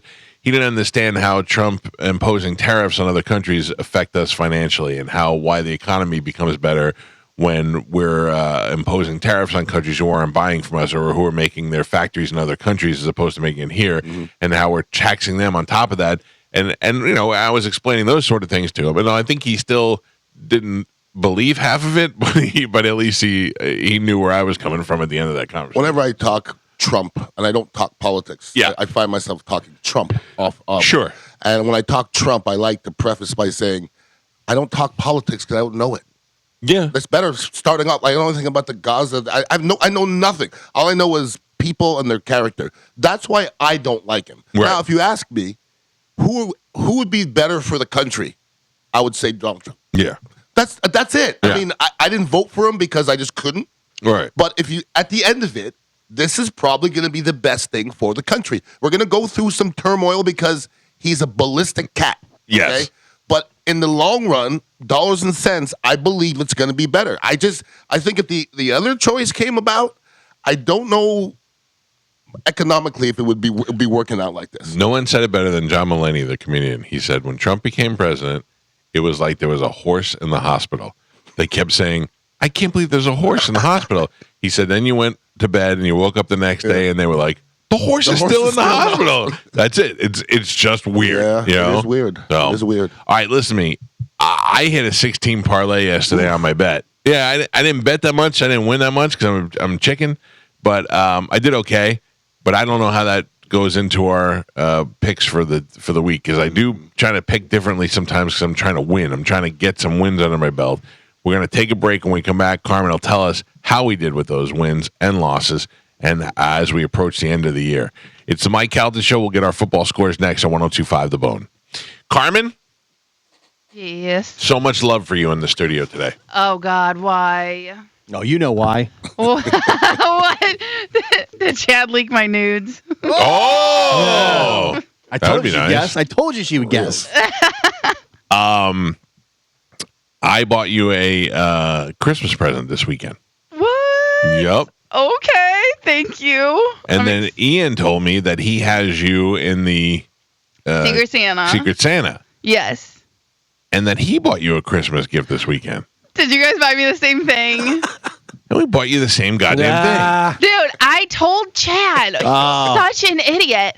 Oh, he's really on my last nerves right now. I got to tell you guys. I told these guys, I think Chad's running a hustle. Yeah. Like, well, it wouldn't be bad if we have two of this item.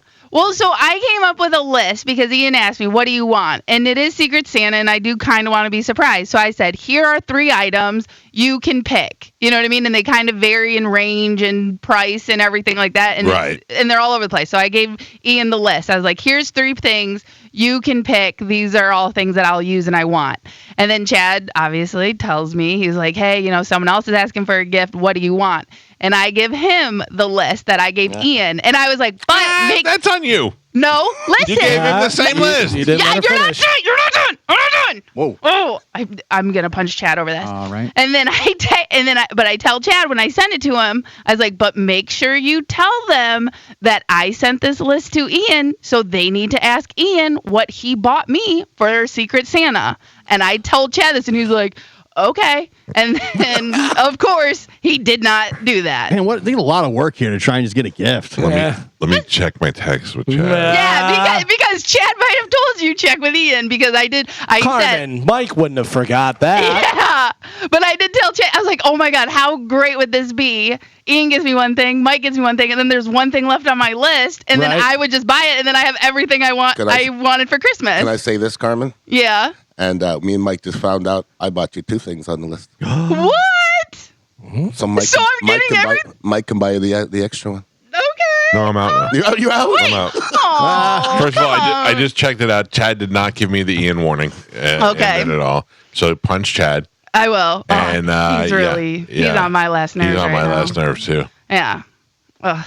I'm buying you a Chambo Team Mom shirt. Wait. Okay, I'll take it. Let me grab some of these calls that people have been waiting, and then I'll go to our football and how we did. Is that Jeff Camus? Mike Calta Show. Hello. Hello. Yes, sir. Yeah, hey, I wanted to speak to Carmen. She mentioned a recipe about bread 2 weeks ago. I want to know if I can get that recipe. Carmen, will you give this guy your bread recipe? It's on my Instagram. Follow me at sandy.carmen. If you go to my reels, I have it posted in there. There you go. Is this the breast bread? The breast bread, yes. Oh. Which I do not use my breast to make. What? I just happen to have breast and make bread. Whoa. Whatever. What? I don't want to. Hello? Hello? Yes, sir. Very loud. Good morning. Hey, how you doing, boss? I was wondering if you guys still got any of those UFC tickets? No. All that for that. Is this Medicine Man on hold? Good morning. Hello? Hey, it's Medicine Man. I know I called too early, so I'm here now. Okay. Now explain to everybody. I understand I got your voicemail this weekend that you had the coldest sleigh ride ever over the weekend. I did. It felt like I was riding through an 18.5-mile walk-in freezer riding my e-bike from the next big thing with that windshield. Did you buy? It was brutal. Did you buy next big thing tickets, or did somebody give them to you? Somebody hooked me up with a compilation ticket. Who was it? I want to know who gave it to you. Somebody from the box office. They just said the box office gave it to you?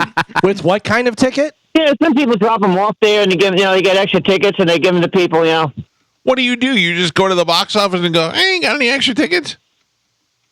No, and people know me there because I've been there so many times. Yeah, he says, I'm Medicine Man from the Mike Calta Show. Yeah. I'm And here they to get my just give you tickets. stuff? I'm Mike Calta from the Mike Calta Show. Nobody ever gives me stuff like that. I'm here for my tickets. Do you know the only time? Me, I like to surf the music.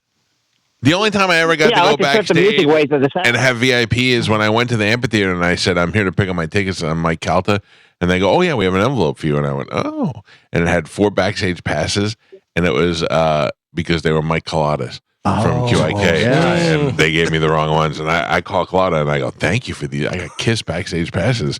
This is awesome. Wait till you go and they say, no, there was a dirty old man. You're not Mike Calta. He always wears a body glove shirt. He's here every week. Yeah. Do they just give him tickets? That's amazing to me. You were impressed last week by him going 14 miles on an electric bike. Nothing's less impressive than that. Right. Because only poor people go 14 miles on an electric bike. If you want to go 14 miles on a normal bike and get exercise, that's impressive. Or go in a car. It's so unimpressive. Where from here to where is 14 miles? Too far. What?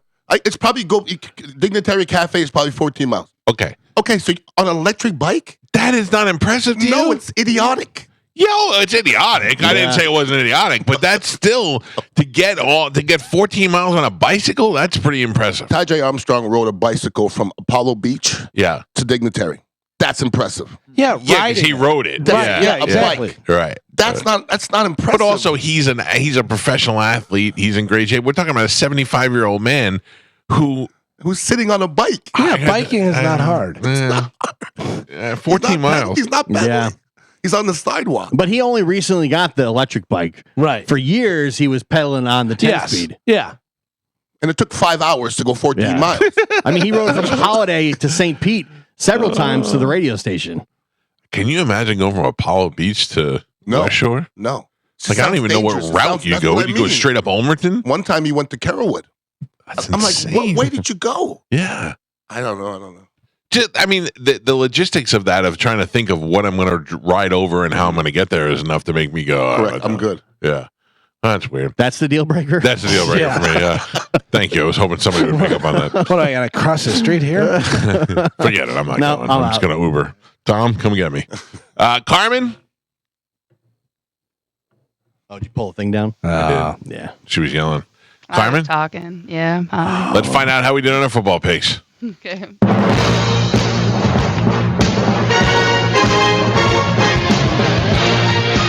Now, as I mentioned several times, I won a 6-team parlay on Hard Rock Bet. Mm-hmm. 6 or 16? 6 teams. Okay. Yeah.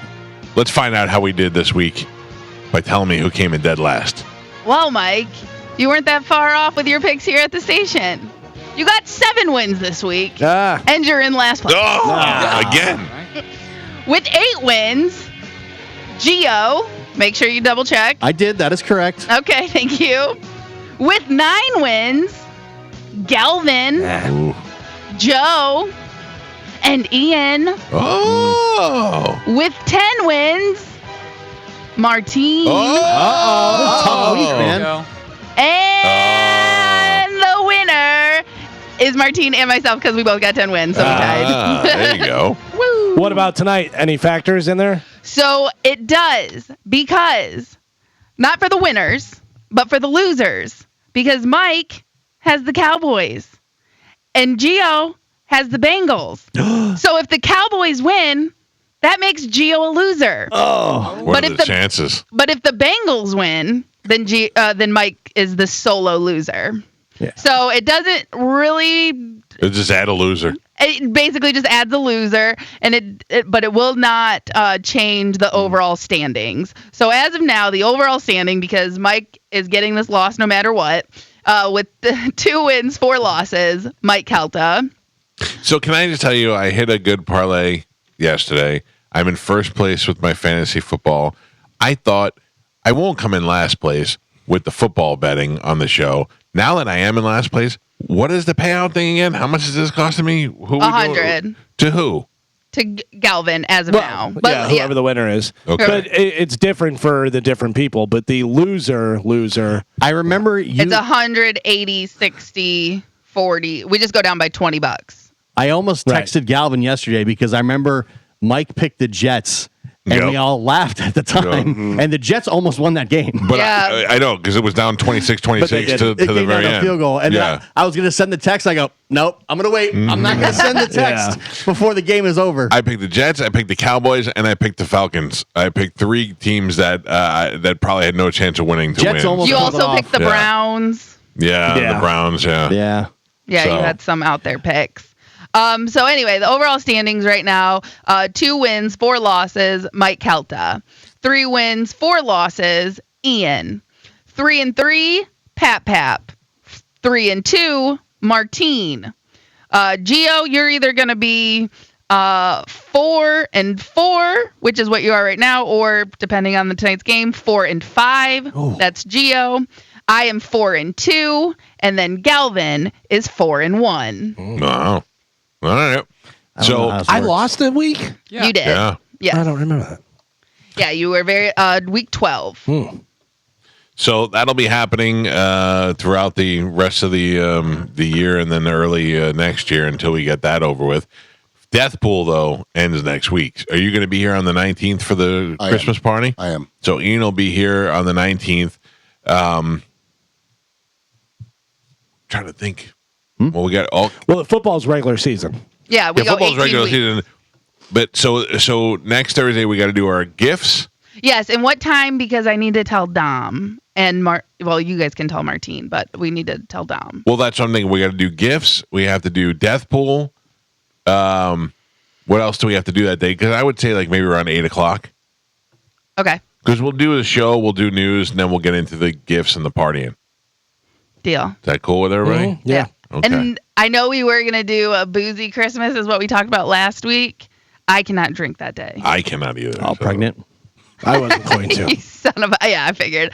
No, that is the banquet for for Chad's Coach of the Year. Oh, you shove all sloshed. Yeah, Great. I would not. He should be a head coach for the Buccaneers. It went the whole thing. What about the co-coach? Yeah. You sit looking at the co-coach right here. Behind every great man's me.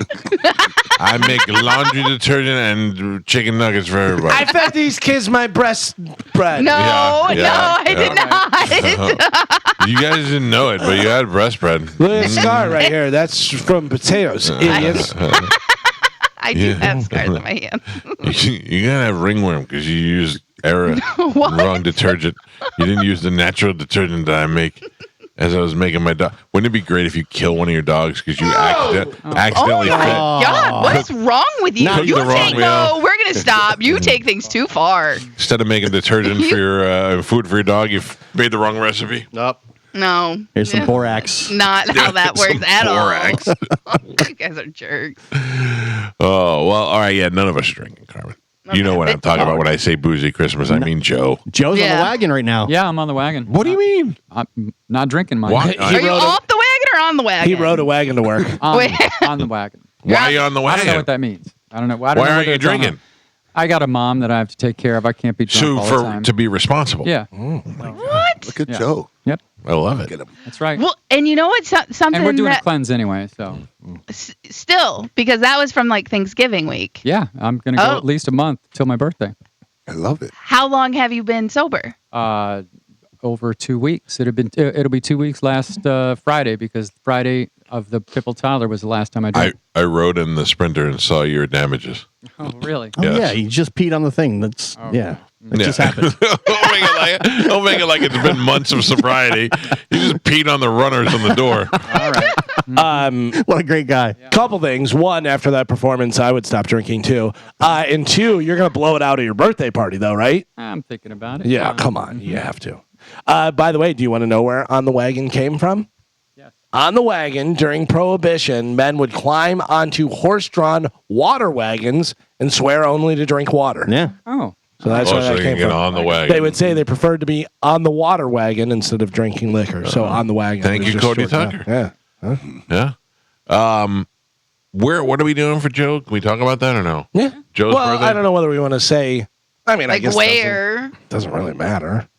Oh, I know I'm going to be here now, so I got to pay more attention. Yeah, so we're having a party where we're going to have a dinner, and Okay. then afterwards, a bunch of stuff, and got about, 20-some people going. So. Oh, who's going? Everybody. Oh. All the cool kids. Ian's going? Yeah. Ian's going, yeah. Carmen. Is JoJo yeah. going? JoJo's going. Oh, really? Okay. JoJo. Dizzy? Hold on, slow down. JoJo and a guest. What? Plus one. A guy or a girl? I don't know. That I don't know. Wow. Yeah. I'm gonna dance Is with she back? JoJo. Is she I'm gonna back from dance the with cruise? JoJo and make that guy upset. Oh, I'm yeah. gonna just be grinding on JoJo. Yeah. Nice date. Yeah, right. Can I dance with her? Let me, come on, get you something. Me and May JoJo. I dance with your date? Oh, man. Find this out. Time for an investigation. Is she back from the cruise? She should be, right? Yeah, she texted me this morning. She texted me too. All right. Good morning. You're live on the air. She said good morning. Are you back at work yet? I'm back. But Not at work yet. Okay, it doesn't matter. My question is not work related. Oh, that's good. Okay, what's up? I was just informed that at Joe's party, you RSVP'd for you and a plus one. I did. Who is the plus one? I don't know. Oh. Is it a boy? I don't know. Oh. JoJo got a boyfriend. She got a boyfriend. Secret boyfriend. Do you have a secret boyfriend? I don't have a boyfriend. So who's Secret coming to the date? thing? He's you a bringing man. a date? You bringing a mandate? I don't know. Maybe. Do you have somebody locked in yet? Oh, That's a yes. I don't know. Maybe. These coy laughs are getting me nowhere. Yeah. I know. It's fun for me. All right. Well, I guess we'll find out in December. Does she have a? It's Does she have Literally Yeah. 2 weeks. Does she have a +1 for the seltzer party? Oh yeah, Seltzerland? you going to the seltzer party? I don't know that I'll be able to make that. What? It's a Christmas party. You gotta go. I'm definitely. I know. out then. I did not have enough notice. I'm working on a sitter. Mm-hmm. I tried to handle all of these things before I left for my trip, and sometimes this company likes to wait until the last minute for things, and I'm not a last minute person. I thought it was a pivot. So back to my original question: who are you bringing to Joe's party? I don't know. Maybe nobody. No, not nobody. You already RSVP'd. Galvin said you already are. You have to pay Because double. it'll make or break the whole night if I don't end up bringing somebody. You got to pay double. Space is limited. Hi, JoJo. She can't hear you. She's on the Oh, she phone. can't hear that me. phone, Wait, yeah. Ask her if she'll be upset if we dance together. Ian wants to know if you'll be upset if you guys dance. If somebody will be upset if you guys dance together that night. No, I don't think so. Oh yeah, we'll see. We'll see how that Can I goes. whoop him? How do you know I won't be upset? You won't. You don't know. care. You don't know. You don't know what I do. You don't Ask know. her if I'm her plus. I do know. Galvin said, "Is he your +1?" Oh, Who? Galvin. Oh. Well, he has a wife. She's fine with it. Yeah. She's cool. That's a +3. All right. Well, I guess we'll find out in 2 weeks. We'll be surprised. Yeah, it'll be super fun. Something to look forward to, I'll see you at Winter Seltzerland. I wonder if it's somebody we don't like. Friday. Bye. Maybe it's somebody we don't like. It's Monica. Yeah, we're like, we don't like that guy. We like Monica. Yeah, but it's Monica. Well, I'm not going now. Yeah, I think I'm Sorry, out too. Joe. that's all right, Michael. As long as you guys I pay, understand. that's fine. Who's going besides us? Besides like the show people? Anybody besides like JoJo, Ian? Who else? Dizzy? Dizzy, Oh wow, this is gonna be a fun time. Josh and Jen. Oh, I like them. Sugar Pants, obviously. Yeah. Joe Sun's coming to dinner. Yep. All right, I'm very excited for this. My buddy from Jacksonville Glenn's Boggle? is he's a lawyer up there. He's coming down. Jeff Sessions All right. coming down. Good. All right. I feel like this is all coming together. Good job, Galvin. Yeah, I Yeah. got it. I got it going on. Mike O, Oh, nice. Yeah. if he has the right day. If he picks the right day, changes it at the last minute. He told me over the weekend that he blocked my number. Why? Would you keep annoying him too? Yeah. Pete walked right up to him and goes, "When's ACDC?" Well, because of the whole the wrong date and stuff. Yeah. I guess he felt that I piled on a little too much. Oh, you dogpiled. baby. Yeah. Such a baby. He's like, I blocked your number until today.